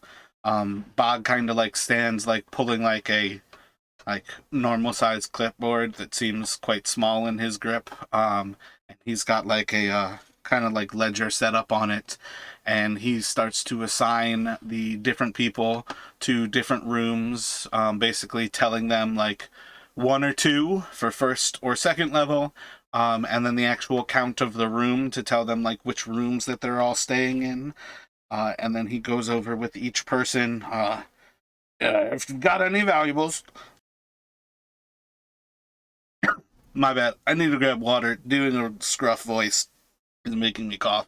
So let's take a short break here so I can Yeah, drink something. man. You guys aren't trying to blend in and hopefully get forgotten. I'm blending in as well as I can. I'm green. Just waiting to see how it plays out. It's not like I can like lay low and they'll get who I am. That's true. I may not forget who you are, but maybe they'll just be like, it'd be easier to ship them off with the people who get disappeared often. That's why Tynus is trying to stick with the people who get disappeared often. They might think, this place will pick them off. We don't need to send them back. At least that's the strat I'm going with. Oh, lizard people. I don't know if you noticed, but I'm not much for manual labor. I'm much more of a gambler, drinker, killer. Yeah, we figured out the killer part. I think we've all done our fair share of killing parts. What is that Hellbender, Jamie? That thing's awesome. I Yeah, don't know. Is that I the looked at that thing too. Yeah, it was at the zoo. It was like really long and kind of, weirdly bulbous at the front. And we happened to be there right when they were feeding it. It eats like once a week. It has a really slow metabolism. It hangs out in the cold river, cold stream or whatever. And so because it's got a really slow metabolism, apparently it gets killed and it's endangered or something. Where are they from? Is that like adolescent, or is its tail like almost as long as its body? I don't know. I mean, I think they start out small and they grow up to 2.5 feet. They're like in the mountains of Maryland. It's like a native creature of Maryland. Oh, that's awesome. It Sounds looks And like like you a a can North really American Komodo dragon. they're cool No, as those are heck. pointier. I mean, I like looking at it. Thing looks pretty monstrous. Yeah, it looks pretty monstrous. It's like in the cold river, but I don't think it does anything bad. It eats a fish once a week. Like it's literally not as bad as I don't know, your average hawk or anything that kills stuff. On the pic of one hanging out with a snake, so that's pretty awesome. Yeah, I think it'd be a lot slower than a snake, but it lives in the water. Snakes live on the warm part. Are those, is it like on rocks next to water in that picture? Like those maple leaves are not in the water with it? The picture I'm looking at. That's a good point. I don't know. I liked that picture, so I picked it, but the only one I saw, like the display was a river display and it was kind of at the bottom of the river. Like I guess it was breathing or something. I can't remember exactly. But also it was in a dark area. Like you had to go from the regular place where you have light and then you had to go through like kind of plastic curtainy things, and it was in a dark area. Guess that's the salamander genes coming out in it. Yeah, I was like about to say I feel like it would have to sun at some point for heat, but apparently it doesn't care. No, it's not an amphibian. It's or a reptile. It's well, I guess it's an amphibian. Whatever. I think it breathes through its skin because, like, if it only comes up to eat once a week, it must like breathe through its skin, right? I guess I don't know how these things work. I think some of them have gills and like lungs. Oh, like full on amphibian, so it can just do both whenever. No doubt a Yeah, I half know like breed. some salamanders. Yeah, yeah, like I know some salamanders have lungs and gills, I believe. Or maybe they have lungs and then they or gills and then they develop lungs when they're later. But I think they can breathe underwater and above water. It's pretty. It's pretty awesome. I love the name Hellbender. That sounds like yikes. I wonder why they got that name. Apparently, it's also called the Allegheny alligator, the devil dog, or a mud puppy. None of which sounds quite as ferocious as Hellbender. Well, I feel like I've heard of mud puppies before. Wait, this says it's not a mud puppy. That's a different kind of aquatic salamander. I don't Okay, know. okay, okay. These Yeah, things, that these- that makes sense to me. I was gonna say I thought mud puppies were pretty tiny. I'm reading single pair of circular gill slits may be found on the neck. So I guess that's the underwater part. Yeah, probably like swallows water and then like exhales it over the gill. Looks like yeah, that's what I'm reading now. 'Cause I'm just trying to find out why it's called Hellbender, and yeah, apparently it drinks the water and takes the oxygen out. Just crazy. Well, that's what fish do. Yeah. Look, I'm not gonna want to like walk through a river and step on one, but that's kind of mean because I don't think it's actually like a damaging thing. Oh, according to Wikipedia, it says it was named a hellbender because the settlers of the region thought it was a creature from hell where it's bent on returning. That's a direct quote. Like, this snake figured out how to keep its legs. We should kill it. And now it's nearly extinct. Damn, I feel Old like I timey ran folk. out of, like, water, like, an hour ago, and my throat is fucking scratchy right now. I did not realize that. Well, that's because you were talk like a goblin and stuff. Goblin voices are hard. Dude, I did, like, an entire day of Cragmaw, and I definitely nearly lost my voice from doing Screech for a day. I don't know how Ben kept up with that voice. That voice was.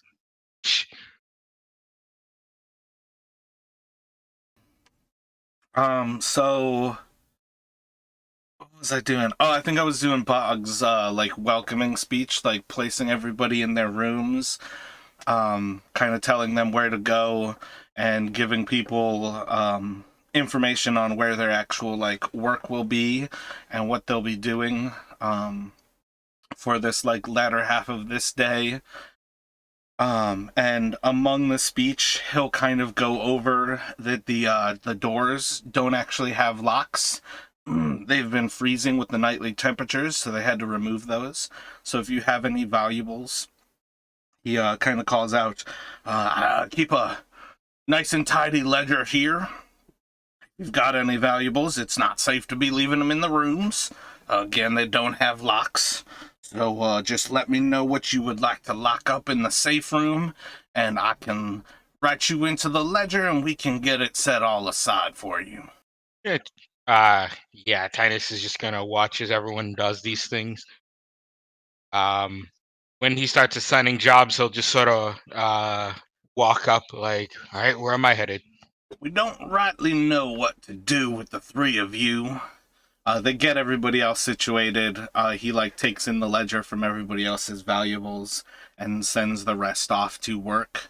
At this point, you all would hear like the clanking from the kitchen of the chef.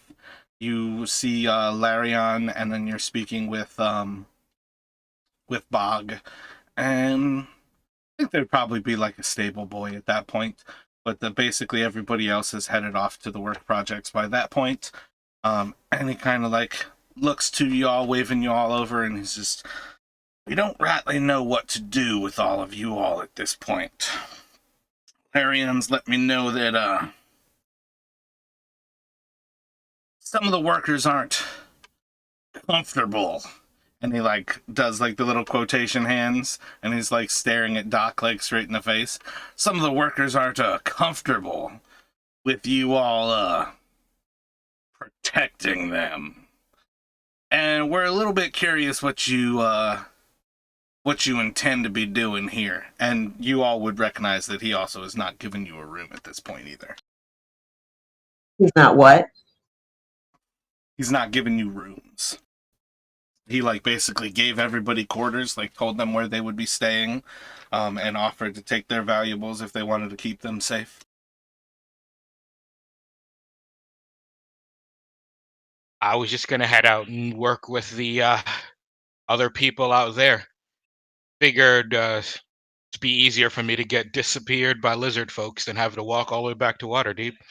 You ain't got nothing to fear. Lizard folk out here, they don't ever leave the bog itself, so it's pretty safe as long as you don't start wandering into the swamp. That's so. Well, the other workers said something different, but I'll take your word for it. Either way, I'd like to be working out there. I may not be strong to carry, but I can at least use a shovel. Well, you could probably... We don't rightly have enough to send a wagon train back anytime soon here. If you'd all like to have the protection that we can offer, you might be able to do some clearing work for us during the days and be able to earn your keep for some food and a place to stay. But I have a feeling we're gonna be nearly a 10-day before we send another wagon train back to the old Waterdeep. We might have to keep you all around here. Otherwise, don't present yourselves as useful. I think it might be best for you all just to leave off on your own. I'll gladly work for some food then. I can be useful. Not much for manual labor myself, but I didn't come all the way up here to just go back, so willing to bend a little bit around the edges. Well, the big thing that we actually need is we're starting to get most of our road services where we need to start to clear some more of the trees. So we need some folks who are handy with an axe, do a little bit of clearing with a machete, and kind of things of that nature. Just making sure that we've got places to send the road as the actual service crews get a little closer there. And again, sadly can't keep you with the rest of the crew, but it seems murdering's not a problem for you, so if anybody attacks you, you can feel mighty safe in knowing... Yeah, you can feel mighty safe in knowing that you can... I think it'd be okay if anybody attacks you if you just go ahead and murder them. It's all well and good to me then. I'll take that machete and start clearing foliage. I like Yes. having clear instructions. I can kill somebody who attacks me. Thank you. Sounds like we're on the same page. I found that the best way to stay alive is to protect myself regardless. Sometimes it may come off as a little imposing on those around, but I assure you I've never killed anyone that didn't have it coming. Well, you're not welcome to murder anybody here. Like, I mean, like, while you all are working for the company, if something attacks you, you can go ahead and kill it. But, like, no more murdering my workers. I need to get this here road built, and if we don't get the road built, we don't get paid our pay. And, well, if you're fucking with my money, you're fucking with me. You're fucking with me, you're fucking with my money. I like money. I think we're on the same page. I appreciate the second chance. We'll stick around where you asked us to, and I promise that you'll see we make ourselves useful more than one way. Imagine the first time that there's an attack and we save more lives than we've taken, that our debt will be considered paid. Well, no, you're not going to be near anybody else. The other workers do not feel comfortable around you. So we're actually sending you quite a few miles ahead. You're more or less scouts at this point. Sounds like a plan. We actually have about 1 in 20 people who go off and do this job come back after a 10-day. But yeah, that wagon heading back to Waterdeep, it'll be here in about a 10-day. We'll send that off. Well, so long as I get to eat and I get to work, I'm fine with it. Where do I get my equipment? Well, you can buy that from the company store. Oh, fair enough. How much for a machete? That'll be 15 gold. Oh, That's jeez. highway robbery. Well, no, the highway is not here yet. This is actually pre-highway robbery. And you're purchasing from the company store, so it's not robbery, it's actually a sale. 15 gold for a machete. Oof. I do find it rather amusing that in a road project out in the wilderness where most people don't last but a 10-day or two, that they're more scared of me than the threats around here. But sounds good. I'll pass on the machete, though. Afraid I haven't been paid enough to afford one, so I'll have to clear it another way. Well, normally we're perfectly open to having people work off their debt while they pay a little bit of interest. But seeing as we're not going to be paying you, well, I guess you could break sticks with your... Well, you're pretty weak, so maybe you can't break sticks. Could I give you 2 gold and you loan it to me? I'll give it back when it's on the end of the 10-day.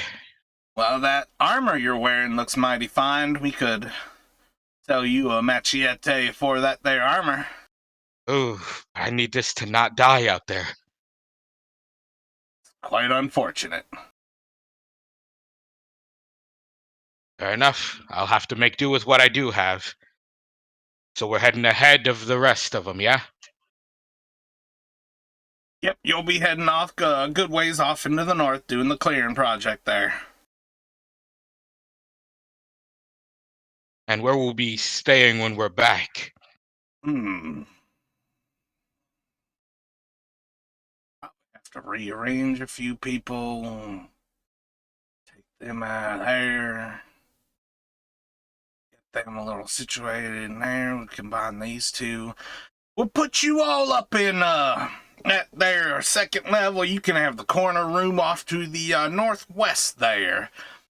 Usually it sleeps two, but I think the three of you outcasts will do well in there. So be it. Well then, let's head off, I suppose. Got work to do.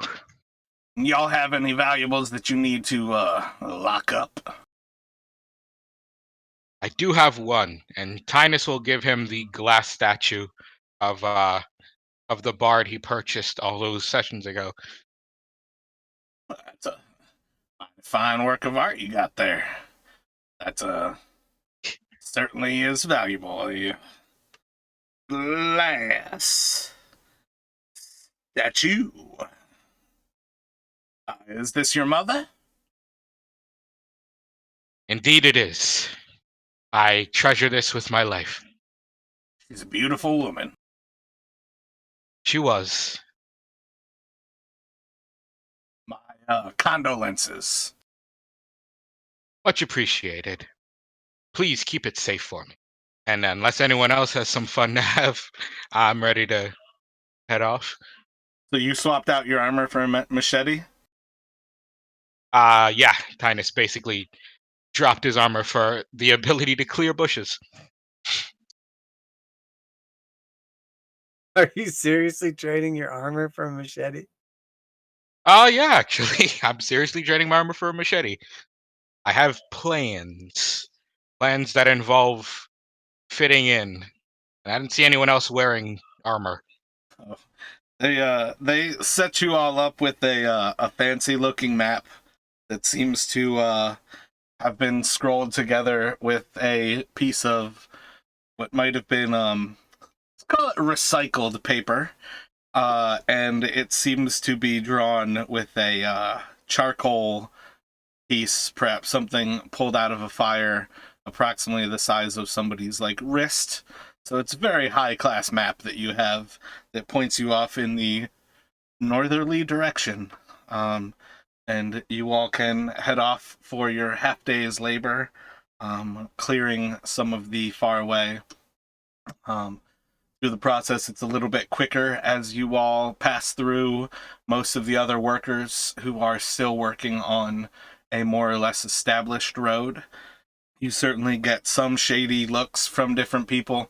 You do notice at one point that some of the folk who have been starting to spread rumors about you all are actually speaking with Jawl, and they kind of point you out as you're walking by to Jawl, and he seems to have like a bit of a shocked face. We'll kind of move on beyond that. It's probably not much more than 15 or 20 minutes beyond where most of the clearing that seems to have been established for the road starts to disappear in a little bit less worked land. It starts to get quite a bit swampier, as you almost have like a spongy feel to all of your steps. And your map seems to be pointing in this general direction where eventually you're in. Yeah, I'm pretty sure this is dense enough forest that you can probably take this as where it was trying to point you off. But it's really difficult to distinguish what this map is trying to tell you and where you're trying to go. This is the swampy area. Tynus will be keeping his eye out for signs of lizard folk. Did we get like a short rest throughout all that? Oh yeah, you all could have short rested through the actual lunchtime. So in the process of your evening's labor in the swamp, both walking and chopping your way through the trees, I can have each of you make a Constitution saving throw. Everybody feels fine. You get a nice work in. It feels a good bit like a workout, so your muscles actually feel like a little bit strained through the day, but you actually feel much better as you start to see the first signs of the sun setting, and you all start to actually head back. You've probably got about like a 2-hour path back to the actual roadhouse itself, but overall you feel like you made a solid bit of progress through the day. Are there any stragglers who are still behind while even as we walk back? What do you have in mind? In this instance, Tynus is looking around to see if there are any people who are still working, even as the night begins to fall. No, but like, what do you have in mind? Like, what are you trying to accomplish? Oh, more or less, he's trying to see if anyone is hanging back or behind, because he's going to try to eat them.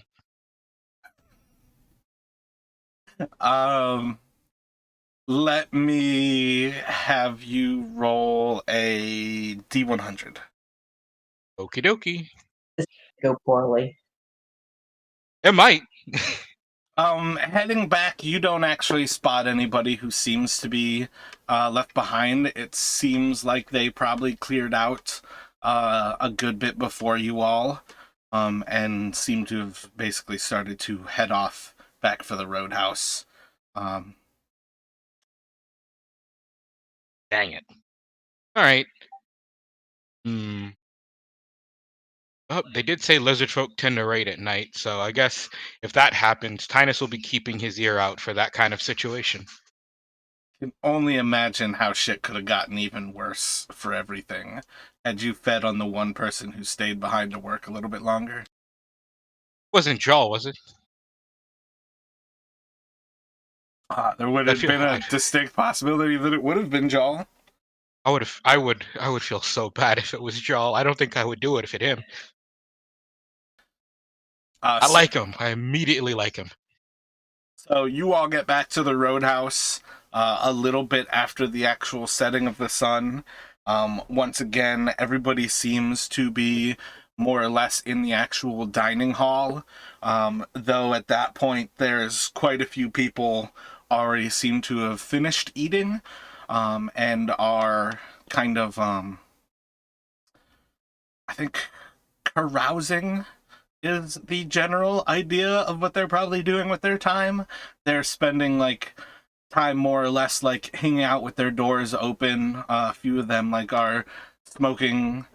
There's some that seem to be like sitting off like overhanging the ledges, just kind of like resting themselves like against the actual like lattice of that like second story fence, so they're not like putting any effort into staying upright kind of thing. And probably about like half of the people seem to have finished eating by the time that you all head into the actual cafeteria. Let's see. I think at the time you would see that the chef seems to be seated. He's pretty close to the actual like what, buffet kind of setup. There seems to be a blue mash for dinner. And he's kind of like seated next to it, and he sees as you all kind of like walk in and kind of like pops up to step over to you all, and he asks the same thing for you. Vegetarian or carnivorous? Feeling carnivorous tonight, chef. Excellent choice. It's one of the finest I've ever done. Much appreciated. Building rapport with the people. When Doc gets up there and gets served, he'll ask where he can get some ale at. Is there a brewery around here? Where do y'all get your drinks? Oh, well, I actually spend a little bit of my free time making some pretty fine drinks myself. But what sort of poison do you enjoy? Do you like a little bit of a Zing! Or are you just looking for a little bit of a softer ale? Drink every day, so it's gonna have some kick to it.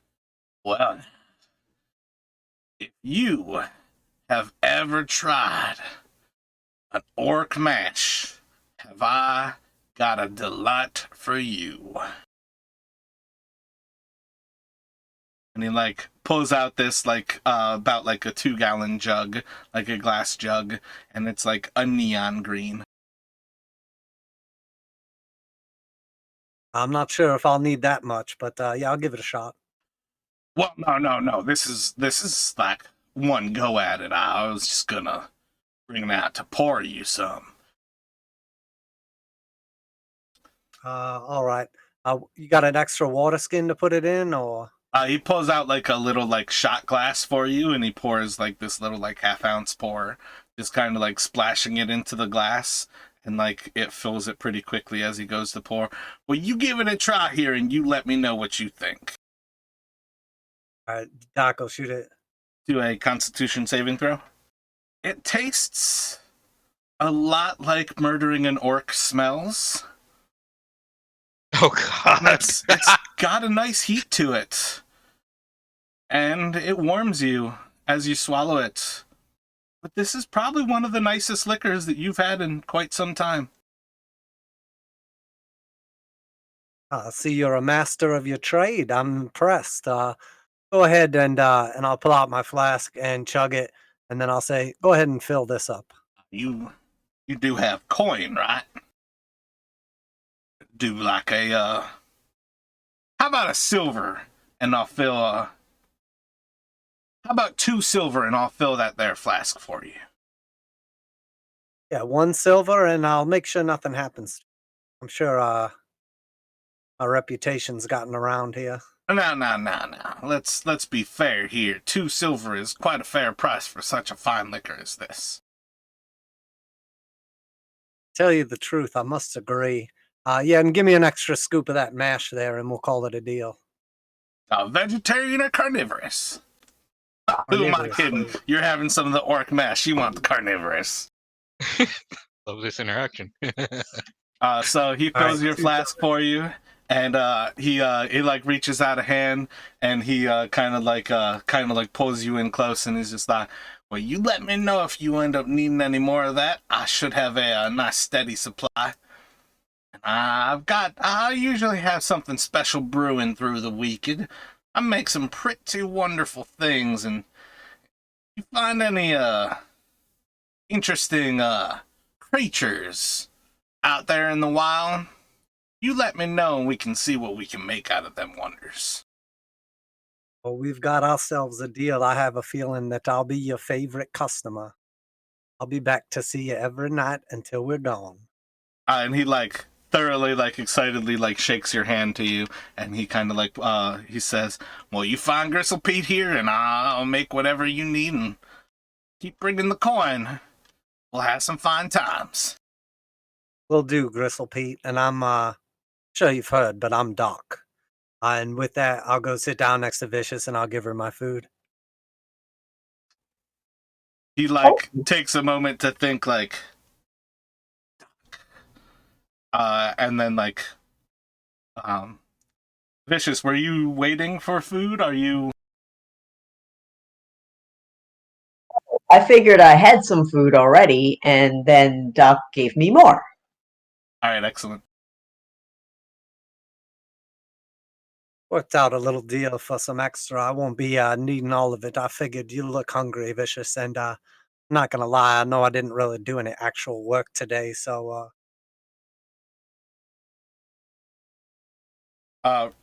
Roll an insight check for me, Who? Doc. Excellent.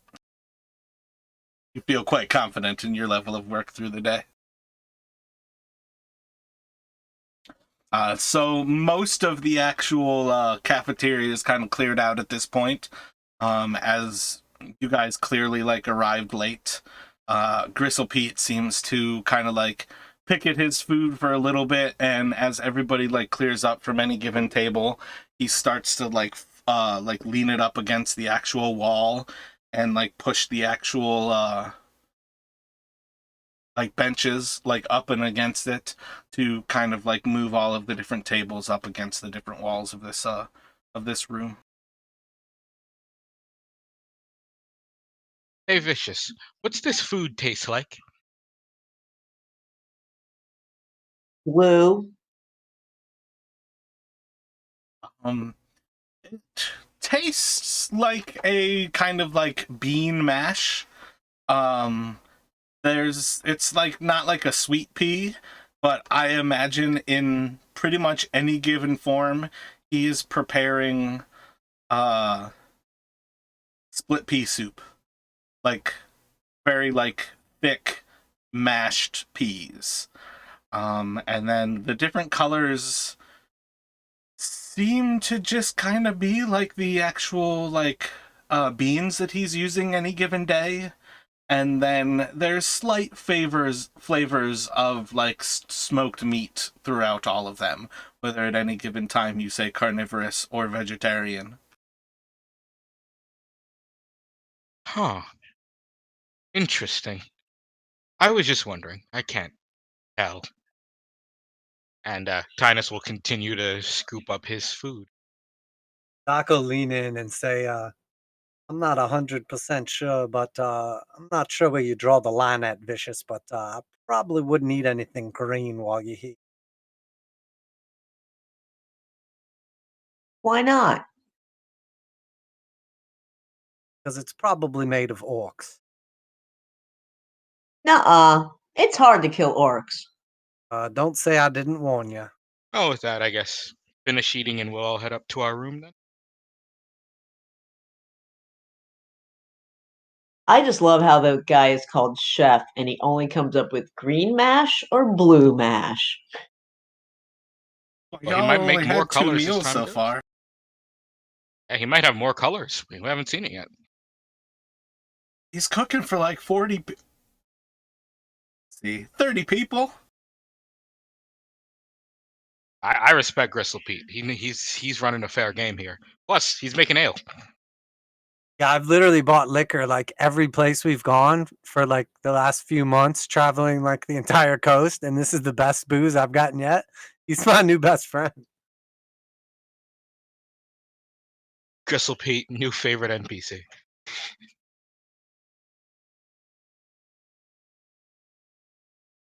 So as the last few people kind of clear out of the cafeteria, he kind of gets like the last few tables like set up against the walls, and you see like shortly before you clear out, he's like setting down like a bedroll, finishing up like the last bit of cleaning up the actual like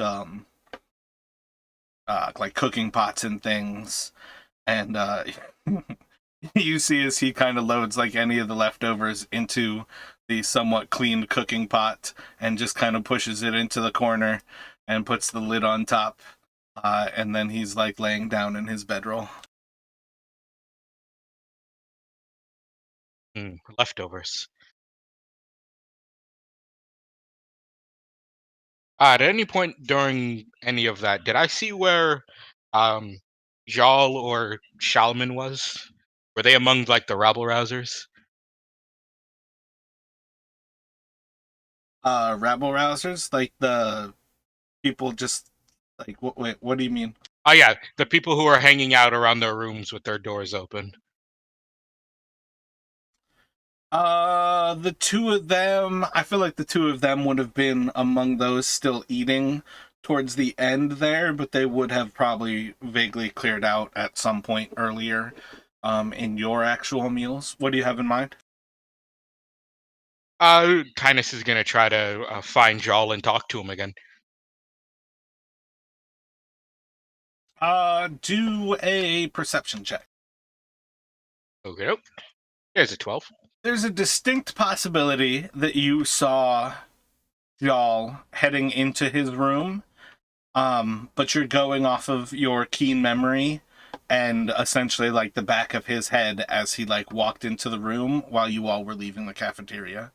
But you have a vague idea of somebody who you would assume fits the bill of who Jal was. And he's not one of the ones with his door open, yeah? By the time you all finish, most of the doors have started to close off as people are actually turning in for the night. Fair enough. Guess Tynus himself will make note of where Gel's room is, but otherwise just head up to where they sleep. So you all otherwise have a pretty simple evening. Is there anything that you all want to try to accomplish during the night? Tynus would like to do a sort of watch keep thing to see if there are any lizard folk activity. What have you got in mind? More or less, as the night progresses onward, he may come out of his room at the not the darkest point of the night, but around then, under the guise of just going to take a piss outside. And as he's going out, he's going to be trying to see if there's any sign of any activity near the door, non-human activity near the door. The main gate is actually barred and closed. You are welcome to attempt a strength check to lift it, but you're pretty confident if you can't pick up a 50-pound crate, probably not going to be able to pick up the bar that locks the two doors. Oh yeah, and he wouldn't have opened it either way, even if he could. So yeah, with that, he's just gonna head back to the room, pretending to be sleepy all along the way, and make note of that for future nights. And that's pretty much all he would do. Wait, isn't there a back? Is there a back door? Nope, this is the single entrance. Yeah, right. Then he's just gonna head back to the room for the night. Anyone else has anything to do? Nothing in particular. No, I'm good. So the action starts bright and early the next morning. Everybody's basically starting off with a meal towards early morning. Pete starts a little bit earlier than everyone else as he starts the cooking. He prepares a white mash that has a distinct blue hue to it. And this one more or less is going to taste a lot like oats, with a hint of whatever the fuck he cooked last night. And you all can start your breakfast right and head off for a day's work. They basically point you off into the same direction, just head north of the actual crew and start cutting. Shalman, Tynus will try to talk to him at some point during their meal, even going so far as to try to sit next to him. Howdy, what can I do for you there? Hey there. I was talking to Jollius today, and he told me you're one of the people who's been here the longest. I believe that probably sounds about right. How have you done it? Joll was saying people are going missing left and right, and you're still here. What's your secret? Well, not going missing's a first start, and I guess that's kind of it. So you don't go missing, and you... that's a... Yeah, I'm not sure that I've done anything special. I'm just, I guess they can call me lucky. Oh, and you've seen the lizard folks? I think the lizard folks are a myth. I don't think you got any lizard folks out here. Oh, Joll said Joll said there were lizard people out here taking people away into the bog. I mean, people talk all the time about what's been taking people away, but it doesn't really mean that anybody's been seeing anything. So you haven't seen any of them? Huh. Oh no, I've seen plenty of people dying. What killed them? Creatures. What do they look like? Well, like, sometimes they look like mountain lions. There's some orcs. I've seen goblins. I've even seen spiders around here that just pick people up and weave them into a web. And then every once in a while, you see them lizard folk. You can see frog people. That's a lot of creatures. Yeah, it's a pretty dangerous spot. Hmm. And you said you just got lucky to avoid them? Did they just not want to eat you? Well, you'd probably have to ask them because I'm still here, so I've never really been eaten before. Hmm. I see. Well, I'm gonna keep my eye out. I don't want to get disappeared.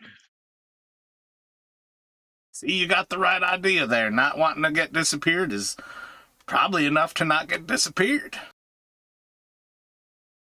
I'm working up ahead on the scouting mission, so no Oh, yeah, one's even you're gonna be around. fucked. What?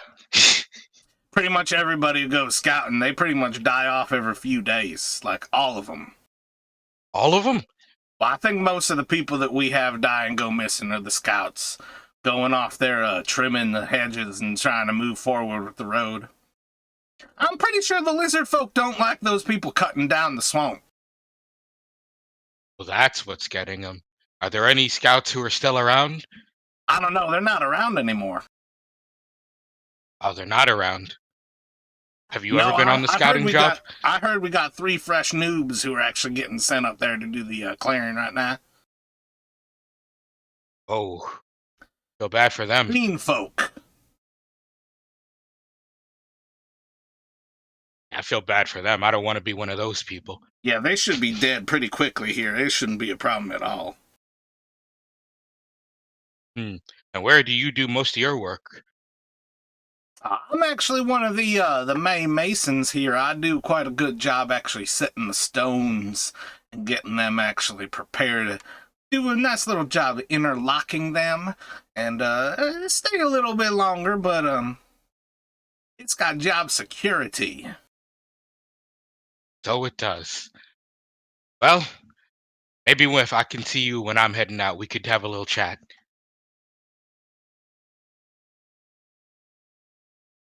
Oh, what are we doing now?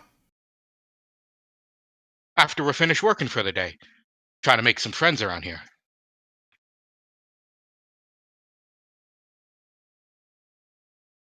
Okay.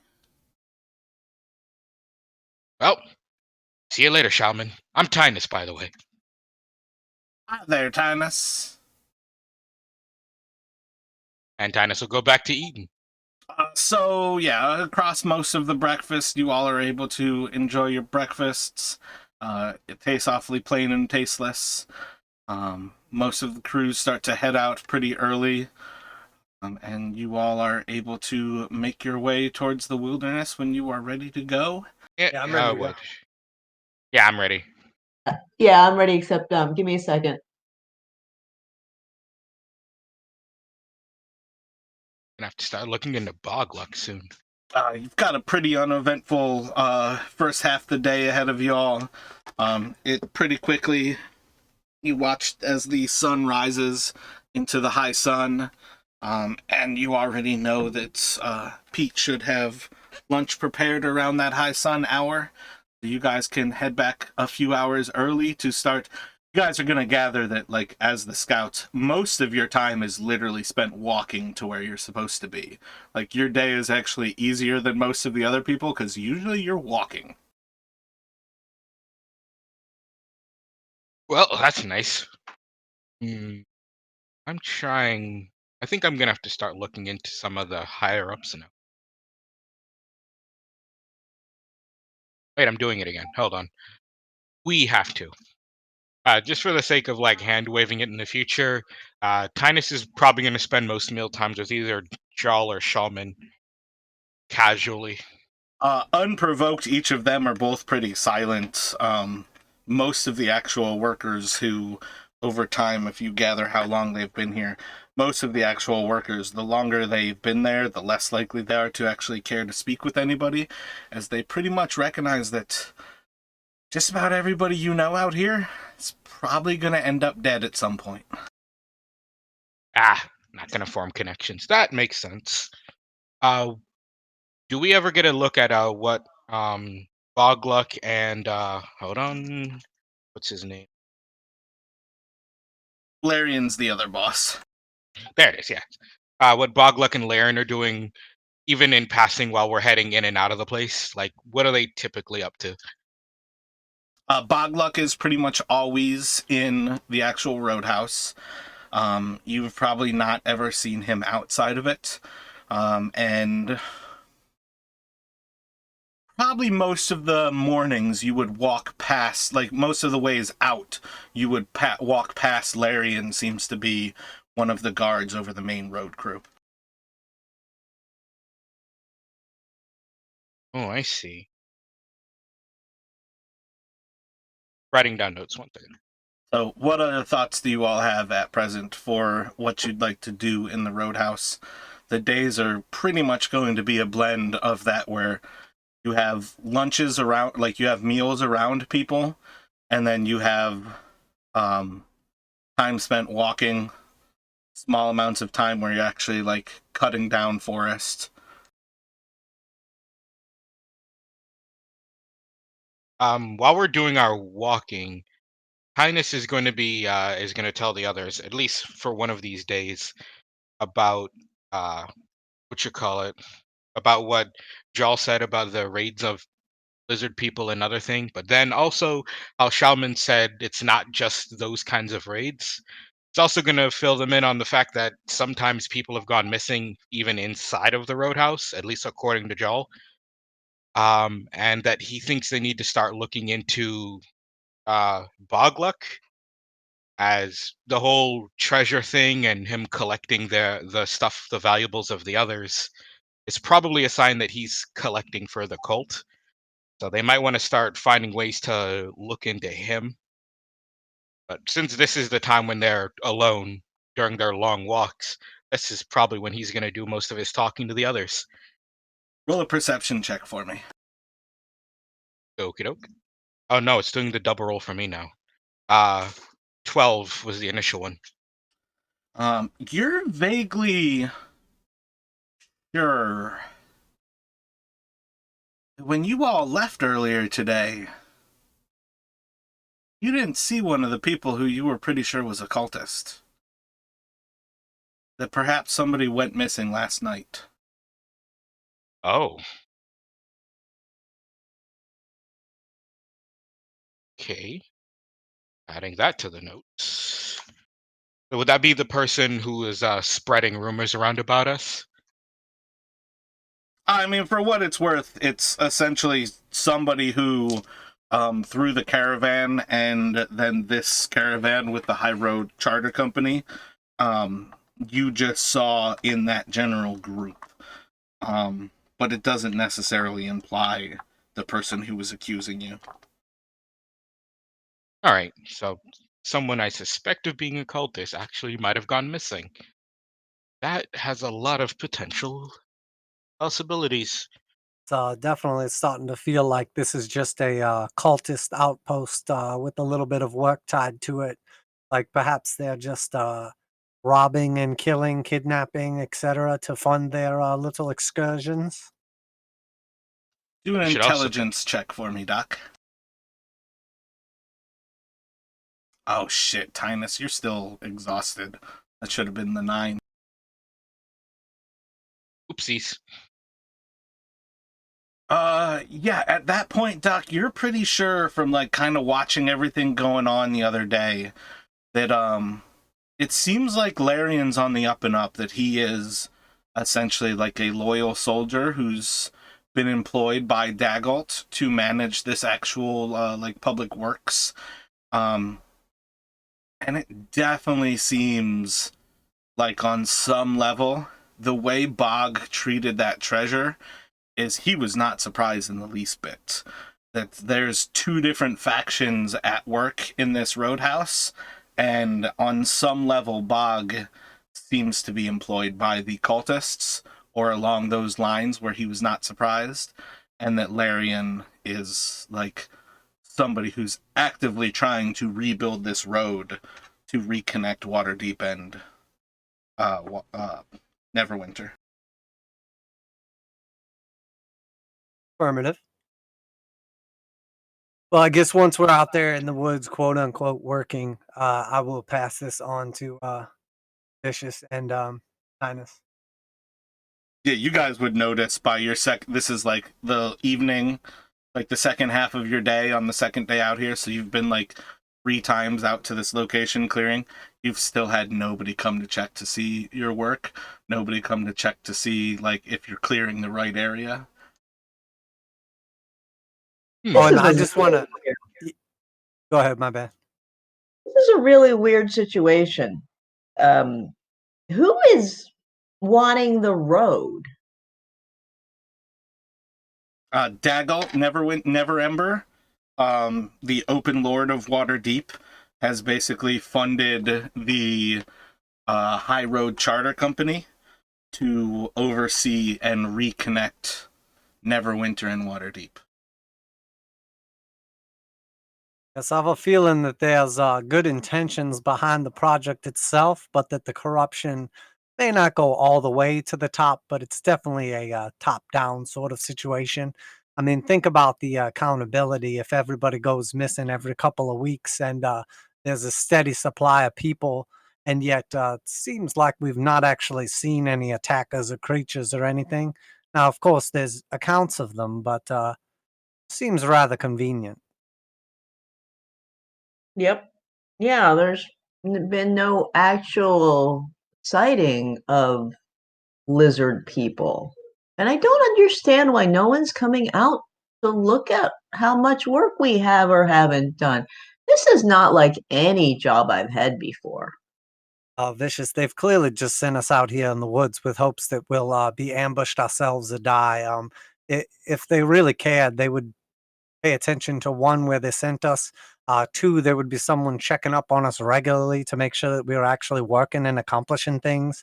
Even if they're not going to pay us, they're still costing them money, allowing us to stay there and eat and whatnot. So the benefit to them must be somehow unseen.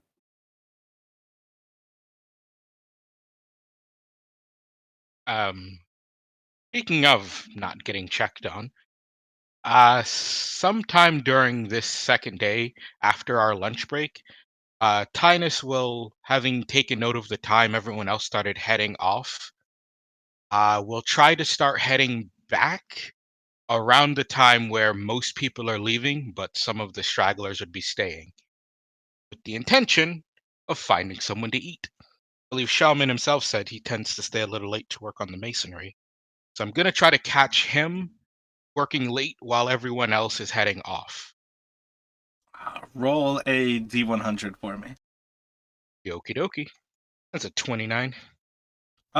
So you come back, and there seems to still be a group going around, kind of picking up the last of their tools. There's 3 people who are still behind at this point. Yeah, they Let's seem to see. be like 2 general laborers who are like cleaning up the last of their tools. They seem to be like tampers. Like their job is to like level the ground in front of the work. Perhaps something along the lines of what Jal was saying that he was. And then there's like one person who's guarding the 2 of them. Hurting them. Uh, Tynus will walk up to the guard and he will say, I was working on ahead and I saw what looked like some movement coming towards this area. I think you guys should start heading back, like, immediately. Already lost 2 of you, eh? Heard there were 3 of y'all up there. Well, that's kind of the situation out there. Seems mighty good luck for you to have made it back. Well, you start on heading back. We'll get these 2 all set, and we'll be heading back ourselves shortly here. If you don't mind, I'd rather stay in a group. That's how I got out.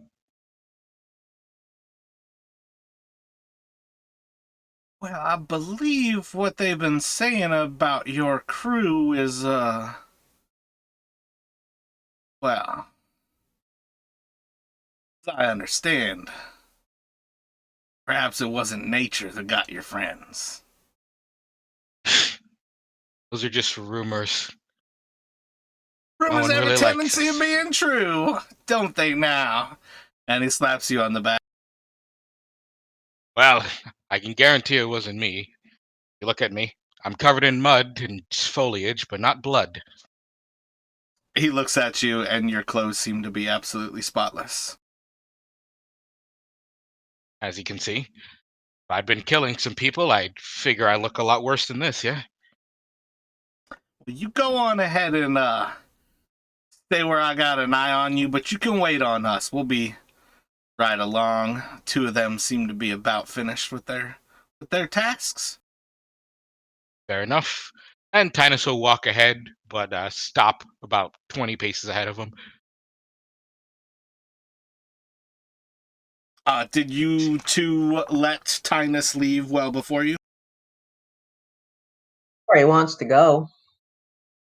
Yeah, Tannis is acting a little peculiarly vicious. Seemed almost like he was trying to ditch us.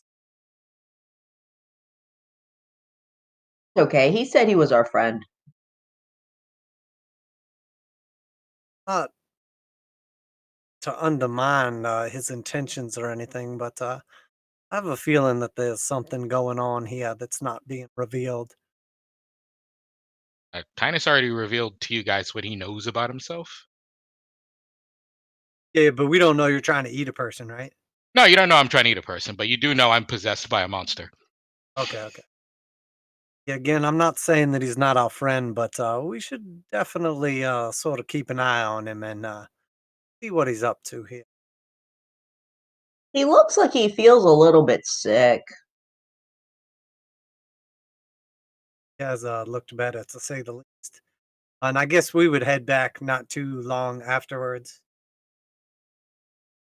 Uh, this is impulsive, but Tinus is gonna try to kill that guard. Let's see. Probably best to use some magic.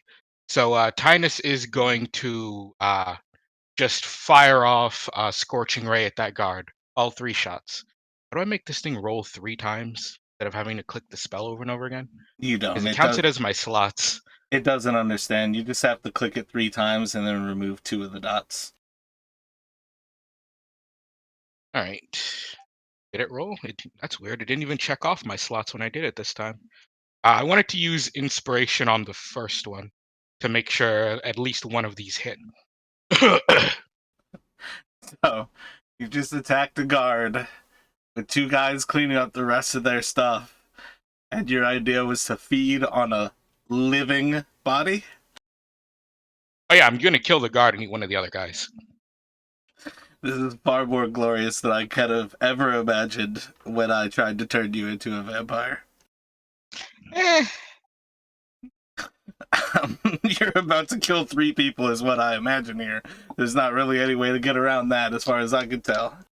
oh, absolutely. I'm about to kill 3 people. Let Gonna me kill have the you guard roll first. initiative. Here we go. Did it pop up? It didn't make the noise for me, so I'm not sure. Yeah, I see it. So yeah, the guard is going to see you starting to cast a spell, and he is going to throw his spear at you. That's fair.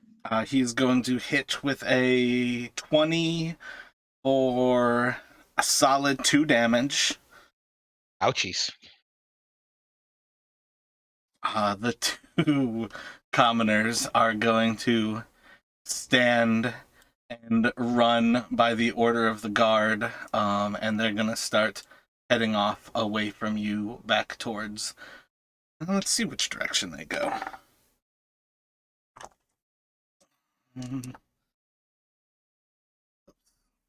A D6 does not tell me a direction.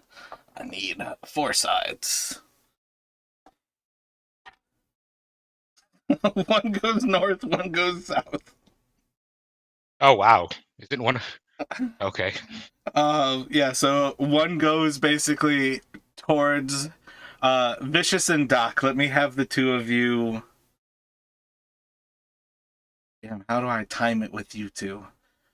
Let me have each of you roll a d10. We'll have Vicious be the 10s and Doc will be the 1s. So 74. And Tinus, roll a d100. 61. All right, so they're gonna be like just behind when this kind of goes down. So yeah, one of the commoners is running back towards the Roadhouse, and the other one is running towards Vicious and Doc. Is that guard As you still mount the standing? guard. Excellent. No, that guard's I'm super fucked. wonderful. I am going to fire a crossbow bolt at the running commoner, the one heading towards the Roadhouse, at his leg, trying to cripple him. And I'll guiding bolt that to make sure it hits. Wait, you're shooting a guiding bolt or a crossbow bolt? Oh, right. Which one do I have? We're gonna go with a. Oh, I don't have my crossbow up because I use magic, so it's gonna have to be a guiding bolt. 10 to hit. You blast into his leg, and within moments, he's just like completely bled out as his femoral artery like disintegrated behind his leg, and that guy is super dead, like 5 times over dead. God damn it. Tannis will start looking back towards the other guy and start running towards him. So these guys are squishier than I thought. What do we see going on right now? Are we witnessing any of this? At present, no. You guys are going to witness this guy from the road crew who's running up behind you, and he's running up in front of you, and he's going to see you, and he's going to yell, "Run away! He's attacking! You gotta go! The fire is everywhere!" Calm down there, friend. Who's everywhere? What are you talking about? He runs right past you. Tannis is running after that guy. You see Tynus running right behind him. Oh no. Gonna cast in. Doc's gonna just light a cigarette and just look over at Vicious. What the hell is going on here, Vicious? I have no idea. Maybe they're playing tag. Tinus will cast enhanced ability to try to get some more speed on this guy. Can't risk hitting him with another attack because he might just blow up. Which enhanced ability are you doing? What you call it? Cat's Grace. No, wait. Let's go with Bear's Endurance so I can just run him down. It's 2d6 temp hit points. 2. So you guys see as Tynus runs past you, his flesh starts to like burst as like new muscles form on him, and his face and any exposed skin seems to almost transform into like a hairy edifice, almost as if he were becoming a bear in front of your eyes. That's a neat trick. I didn't know he could do that. Tannis is going to run this guy down and keep chasing him until he can't, and then he's going to eat him. So he's fleeing towards where you all were working. It's still a good ways ahead. He's going to... This guy's scared shitless. He's got no reason to do anything but flee right now. Yeah, he keeps glancing back, and just the very sight of you is retching him. And he keeps looking back just in fear, and you just see like the absolute like this guy can't be any more afraid. He's like every single time he is running from you, you can almost like smell the pheromones of fear just being released by him as more and more adrenaline surges through his body. You feel like even from like 50 feet behind, you can smell the scent of his blood. You can hear the beat of his heart as he flees from you. But I'm not gaining any ground on him then. Gonna have to risk another attack. You all have the same speed. All right, crossbow shot, hopefully non-lethally. Regular crossbow this time. That's a 26, aiming again for a leg or something. Trying to be non-lethal here. You are able to pierce through his leg. I'm just going to throw it out there. When you use magic, I don't think non-lethal is an option. It's one of those things where it's Yeah. pretty hilarious to me for somebody to use fire and be like, yep, I'm going to use it to knock him out. Like, well, probably not. And like using radiant for damage sure. to knock somebody out. Probably not. You took that guy's leg out and his femoral artery bled him out real quick. But yeah, you like pierce through his leg, and this guy gets like stabbed into a tree, like with the crossbow bolt through his leg and into the tree as you approach. And the scent of his blood is absolutely alluring. This is the first time you've smelled in nearing, I think, 9 days since you left Daggerford. And when Varlo broke you out of prison and you last fed, there's been nothing that smelled nearly as strong, let alone these last few days. Nothing seemed to have any flavor in the least bit. Well, he's gonna eat this guy for sure. Bite attack or whatever, but this guy's getting eaten. Vicious, Doc, what are you two doing?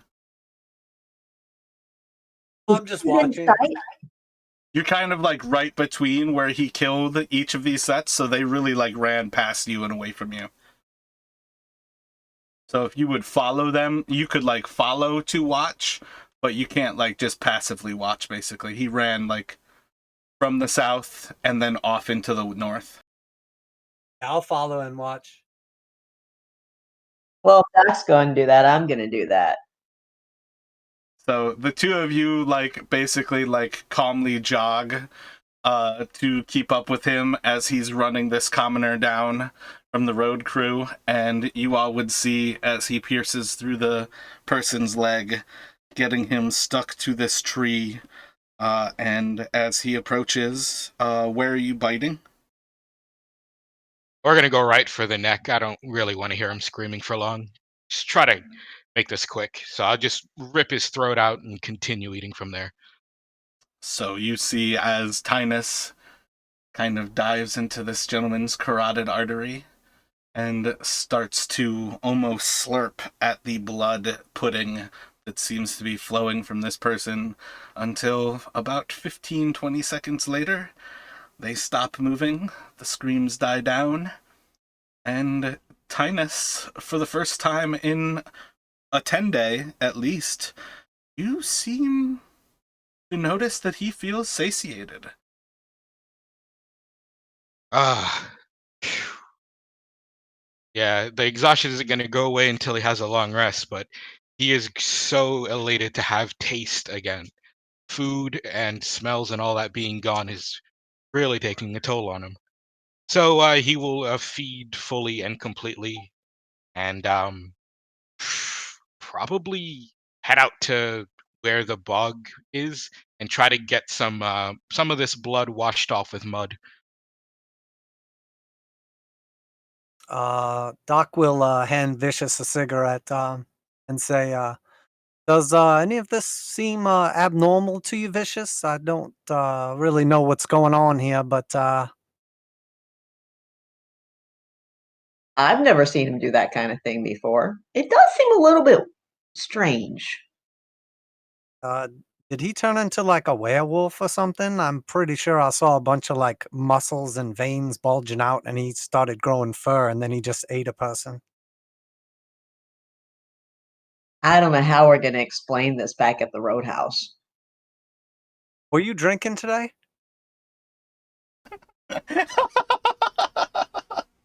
What a fucking awesome question.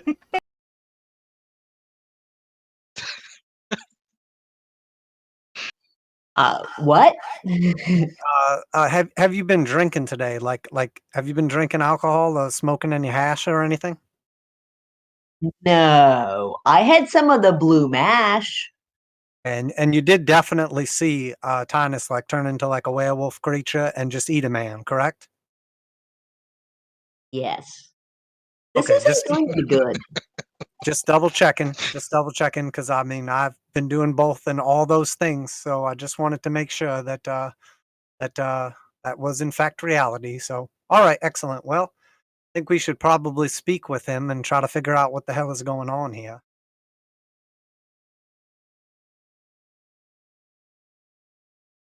Yeah, Tinus is happily willing to speak after covering the blood in mud. You okay there, buddy? Oh yes, I'm feeling much better now, thank you. I think you just ate a man, or the better part of him, anyway. It was more his blood than anything, but it's just an unfortunate circumstance of my condition. I told you about it, yes?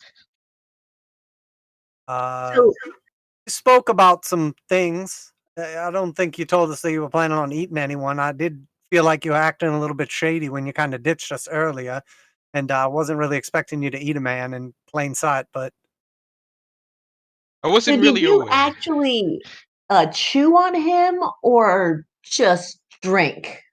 I ripped a bite out of his neck and slurped, more or less. There was no real chewing involved, at least I don't think there was. I kind of blacked out a bit there. is this like your first time, or is this a regular thing? The first time was the guards in Daggerford, and as for this irregular thing, I'm beginning to get the sense that I might have to do this fairly regularly. Not daily, though. I was able to get by without it for, well, since Daggerford. And you realize you're sort of like turned into like a little like were beast or something there for a minute, correct? Oh, that was a spell I cast. That's not a part of this. He still looks furry and bear-like.